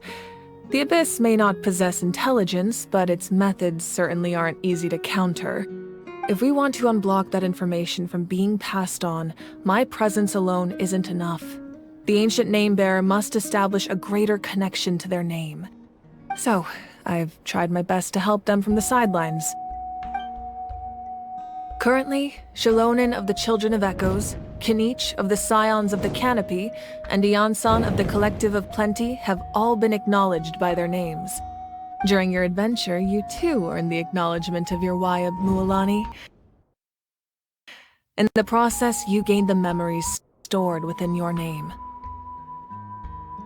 But we have less than a year! Yes, but we have no choice. We cannot start the plan until all the heroes have been gathered. That's also why I haven't been able to take action despite the urgency of the situation. But if you knew this whole time, why didn't you just tell me about my role in all this? Wouldn't that make everything go a lot faster? Perhaps, but the opposite could also be true. Knowing your destiny too early could mean failing to realize your full potential. Just like your determination to save Kachina, I hope your commitment to this endeavor comes from your own strength of will, rather than a sense of obligation. So I suppose you're not going to tell us who the final two heroes are then? That's right. Their time is yet to come. Putting pressure on them beforehand will only hinder their development. I can only trust in the judgment of the Wyab. I have never believed I could solve this crisis alone. In fact, it was precisely because I chose to trust and rely on others that we managed to get this far. Natlan's salvation lies not in its Archon or any singular individual, but in us all.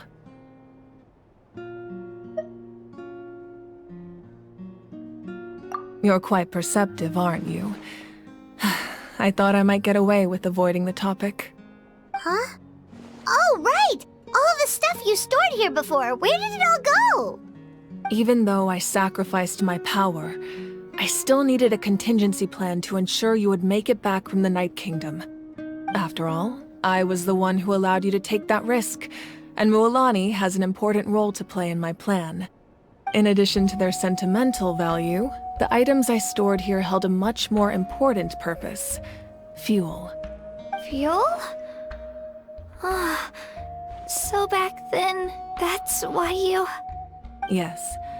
The stories embodied by those items are certainly important, but there's an even more significant trait they all share.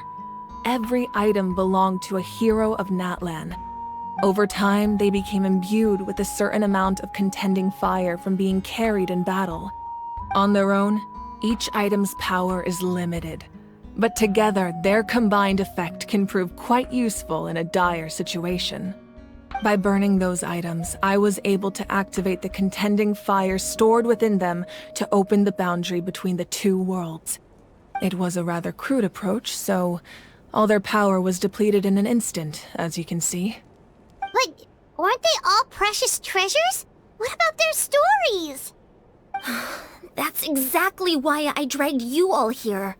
No matter what, I never wanted the Pyro Archon to have to use that power. Oh, I'm so sorry. You have nothing to be sorry for. You all deserve my thanks, actually. If you hadn't saved the totem pole, that area of the Night Kingdom would have been forever lost to the Abyss. And then, it would only be a matter of time before the Children of Echoes was met with disaster. Besides, when those heroes entrusted their belongings to me, or the Pyro Archon of their time, it was out of a desire to contribute to Natlan's survival. If they knew those items helped save the present-day heroes of Natlan, they would not mourn their loss. Even when you put it that way, I still feel bad. There's no need. Remember what I told you about time? The people and the events of the past are never truly lost to us. We simply carry them with us in a different form. In that sense, we didn't lose anything at all. If you still have regrets, let them fuel your resolve in the battles to come. Your deeds will become new legends and nurture new forms of power just like the items once stored here. Well, we'd still like to return the favor. Well, if that's the case, just treat me to a drink sometime. Now that Kachina has returned, we can finally hold the victory feast and celebrate your team's triumph in the Night Warden Wars. And we could all use the rest, that's for sure. Plus, you'll be able to silence everyone who doubted you once and for all, Kachina. Still, now that I know the danger we're facing, having a victory feast doesn't feel right. Try not to let it get to you. It's important to stay calm. Worrying about it will only affect your judgment. All right. You should head out. I'll join you in a bit.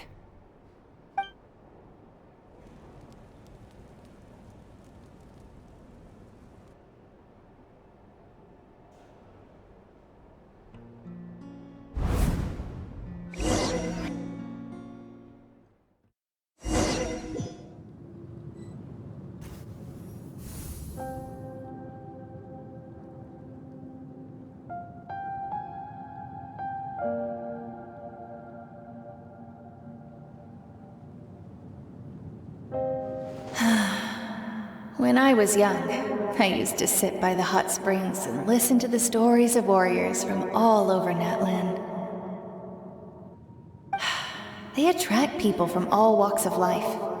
Friends come easy here, no matter what tribe you're from. The people of the springs have never claimed the hot springs as their own private property.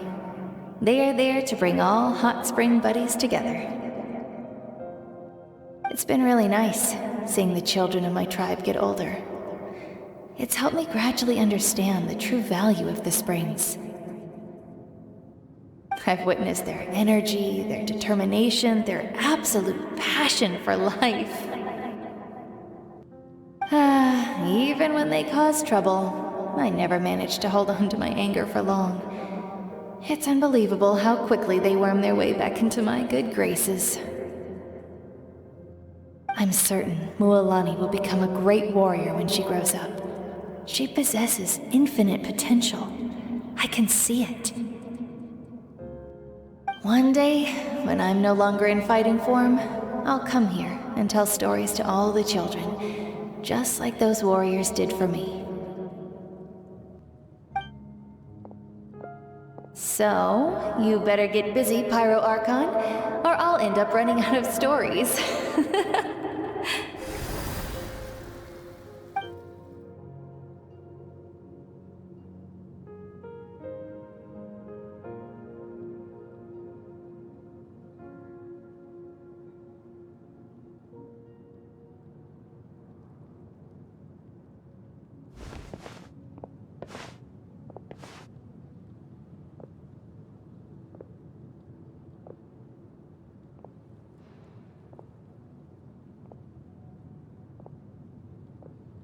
Our nation is engulfed in darkness. Our tribes stand divided, and yet you promise victory in the distant future.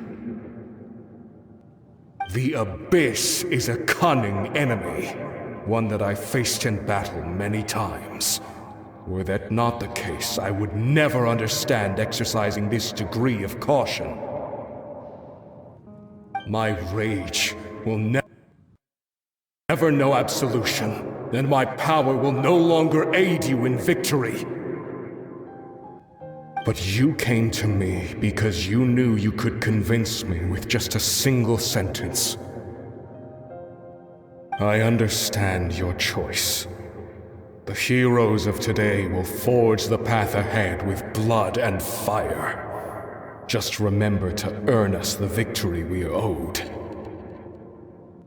Otherwise, rest assured, I'll find a way to collect the debt. For Natlan.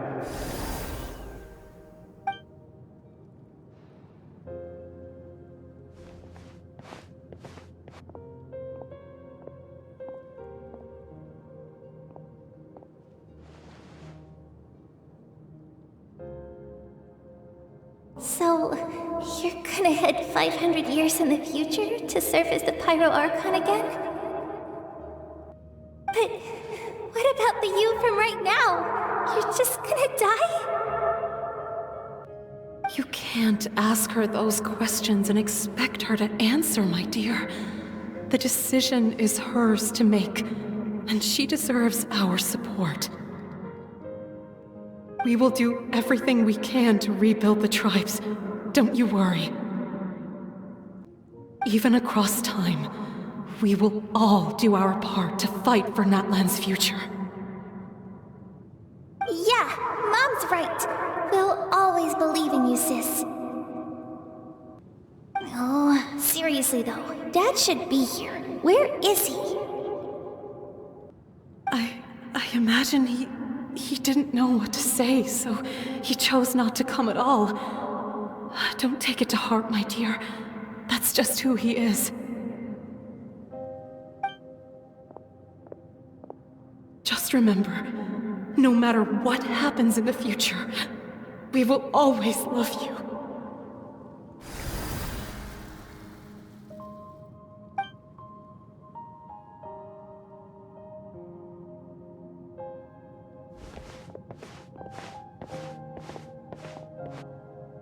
I'll come find you one day. I can't live that long, but I'll think of something.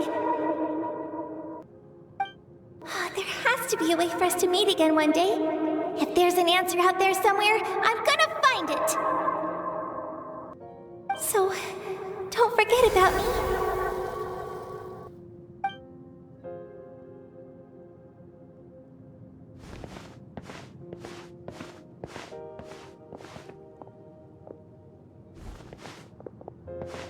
If that's your decision, then you have my full support, Archon. May our children live to see such a lovely son. For Natlan! No one fights alone.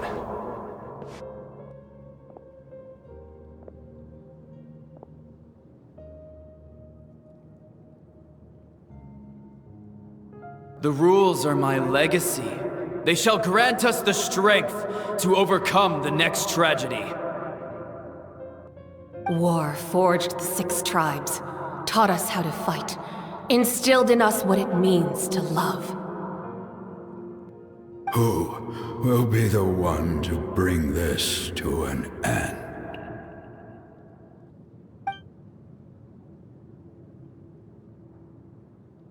We are the inheritors of memory and legend.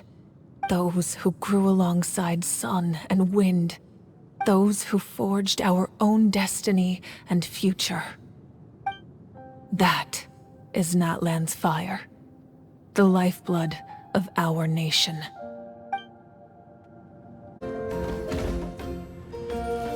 Hey, Koichi! You here for the victory feast too? Oh, no. I knew Chaska would be here, so I just came to deliver some medicine. I was about to leave, actually. It's not that I don't want to celebrate Kachina and the others. I'm so glad she made it back. It's just... well, I'll make things awkward if I'm around my sister right now. Ah, well, you two had a fight, so Paimon can understand. She didn't cause any trouble during your trip, right? Yeah, she was super helpful. She gave us a lot of useful information about the Abyss. That's good. That's all I needed to know. Is there a reason you asked? You were pretty outspoken when we first met, but now it's like you're holding something back.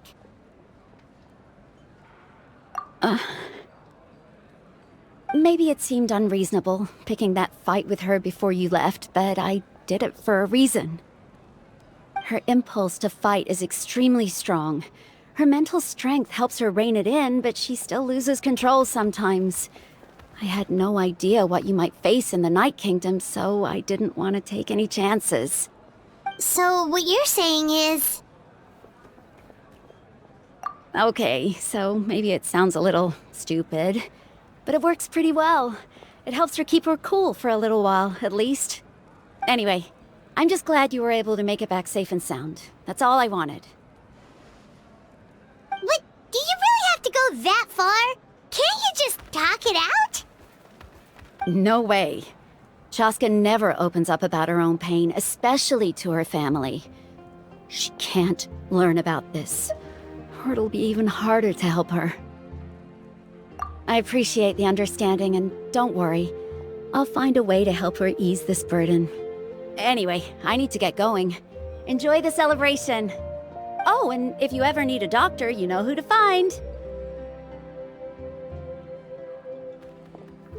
Huh. Who would have thought there was a deeper reason behind their arguing? In the end, it's all the Abyss's fault. Paimon's had enough of them.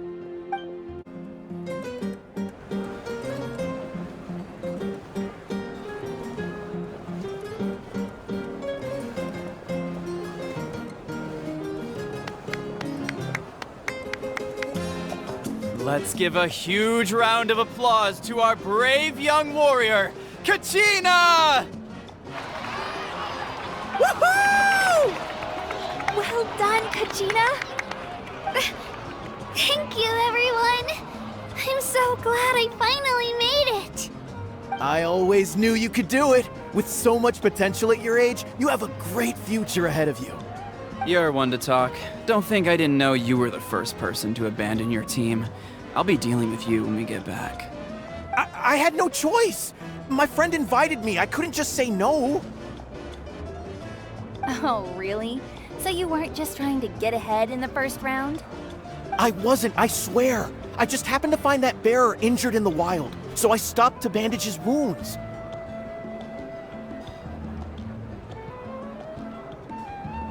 When he insisted on repaying the favor, what was I supposed to do? I'm just one person. I figured Kachina would have no trouble replacing me. But the fact of the matter is that after your departure, everyone else started thinking about swapping teams too. I'm really sorry, Kachina. It was wrong of us to abandon you like that. It's amazing that you still made it all the way through to the Night Warden Wars. That's the highest honor. So, what about you guys? Did you make it far? Our team captain drank too much the night before the competition and turned up late to the stadium on the day.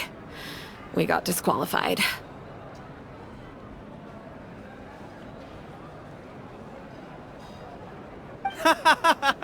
Serves you all right. No sympathy from me.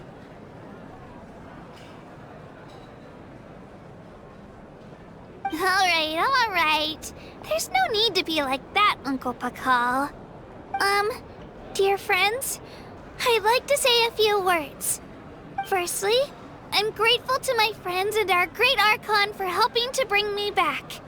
This traveler and his companion Paimon are some of the strongest people I've ever met. If they were allowed to participate in the pilgrimage, I have no doubt that they'd win the whole thing. They've agreed to let me learn from them. With their help, I believe I can become even stronger still. And let's not forget my good friends, Moalani, Chaska, Kanich, and Aeon-san. They all helped the Traveler and Paimon figure out a way to bring me back from the Night Kingdom. They too deserve to be called our heroes, so please give another round of applause for them. Thank you so much! Well said! I'll drink to that.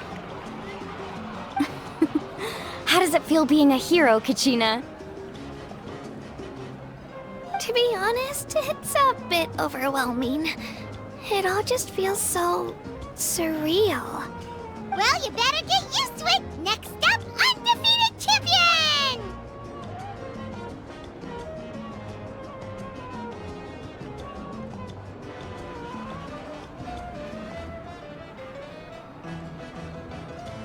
Hey, please don't make fun of me.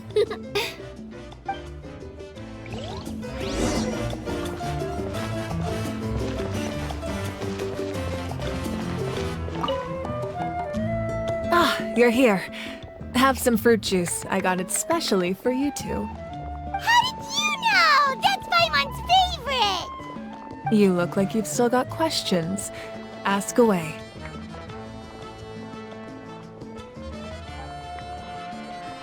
Because they had their own lives to live. The thought of telling them, abandon your families and everyone you love, and come with me to the end of time, for in 500 years Natlan will be destroyed, it seemed too cruel. You could just as easily point out that everything in this world would come to an end eventually. But life is short, and beyond a point, it just doesn't seem real. Imagine if I said, let's leave right now, and go save the sun because it'll flame out in a few million years. It would sound quite ridiculous. I couldn't make them shoulder that burden with me. Besides, every generation will have its heroes, this one included. The plan could still work without them. Or, of course, without me. But since I was the one who came up with the plan, I felt duty-bound to see it through to the end. Paimon's suddenly remembering that portrait in your room. Was that your family from back then? Yes, it was. So when you asked me who my sister grew up to be, the truth is that very little information survives. From what I've been able to piece together, I can conclude with a reasonable degree of confidence that she ended up as an architect and artist. She played an instrumental role in rebuilding the scions of the Canopy tribe, designing and building many houses. But of course, none of her buildings are around anymore. Still, it was an impressive achievement, and I'm very proud of her. You feel loss keenly. It seems to stir up feelings of regret in you. But this is something I have long since come to terms with. This is a war, and there can be no war without loss. I am already far more fortunate than those who lost their lives to the Abyss. The people of Natlan look to me as their Archon, and the weight of their expectations is mine to bear. I must see our fate through to the very end, no matter what I may find there. Yeah, doesn't that mean the way everything ends has already been written, including your plan? I suppose, but so what? Don't forget, time takes many forms. The past, present, and future coexist, and all are equally important. Even if the future ends in destruction, there's still no reason to give up on the here and now. And it's precisely because we humans cannot know our fate that we will never give up on our struggle. This is a pivotal moment. We are still 2 heroes short. Well, 3 to be precise. There's one further hero who I'm hoping to get on my side, whatever it takes. Your resistance to the corrupting power of the Abyss is truly remarkable. It would easily make you an all-important figure in the upcoming battle. If you agree to join us, you will not only gain my full support in your journey, but I will also forge a brand new ancient name for you. Ancient names can be forged? They can. Several strict conditions must be met, but if they couldn't be forged at all, then the number of them in circulation would have long dwindled to 0. Possessing an ancient name would mean that your adventures in Natlan are recorded in full. Your stories would be remembered by our people for all the years to come. The Ode of Resurrection may have temporarily lost its power, but still, take this as my personal guarantee that I shall never let you fall. Just like in the Night Kingdom, I will be there for you. That is a promise I will fulfill at all costs. This nation always honors its heroes. Yeah, we can't just ignore the situation here. Wonderful. Then I'll reach out to Shilonen right away. She's the one who will forge the name. We've never forged an ancient name for an Outlander before, but I trust she'll find a way.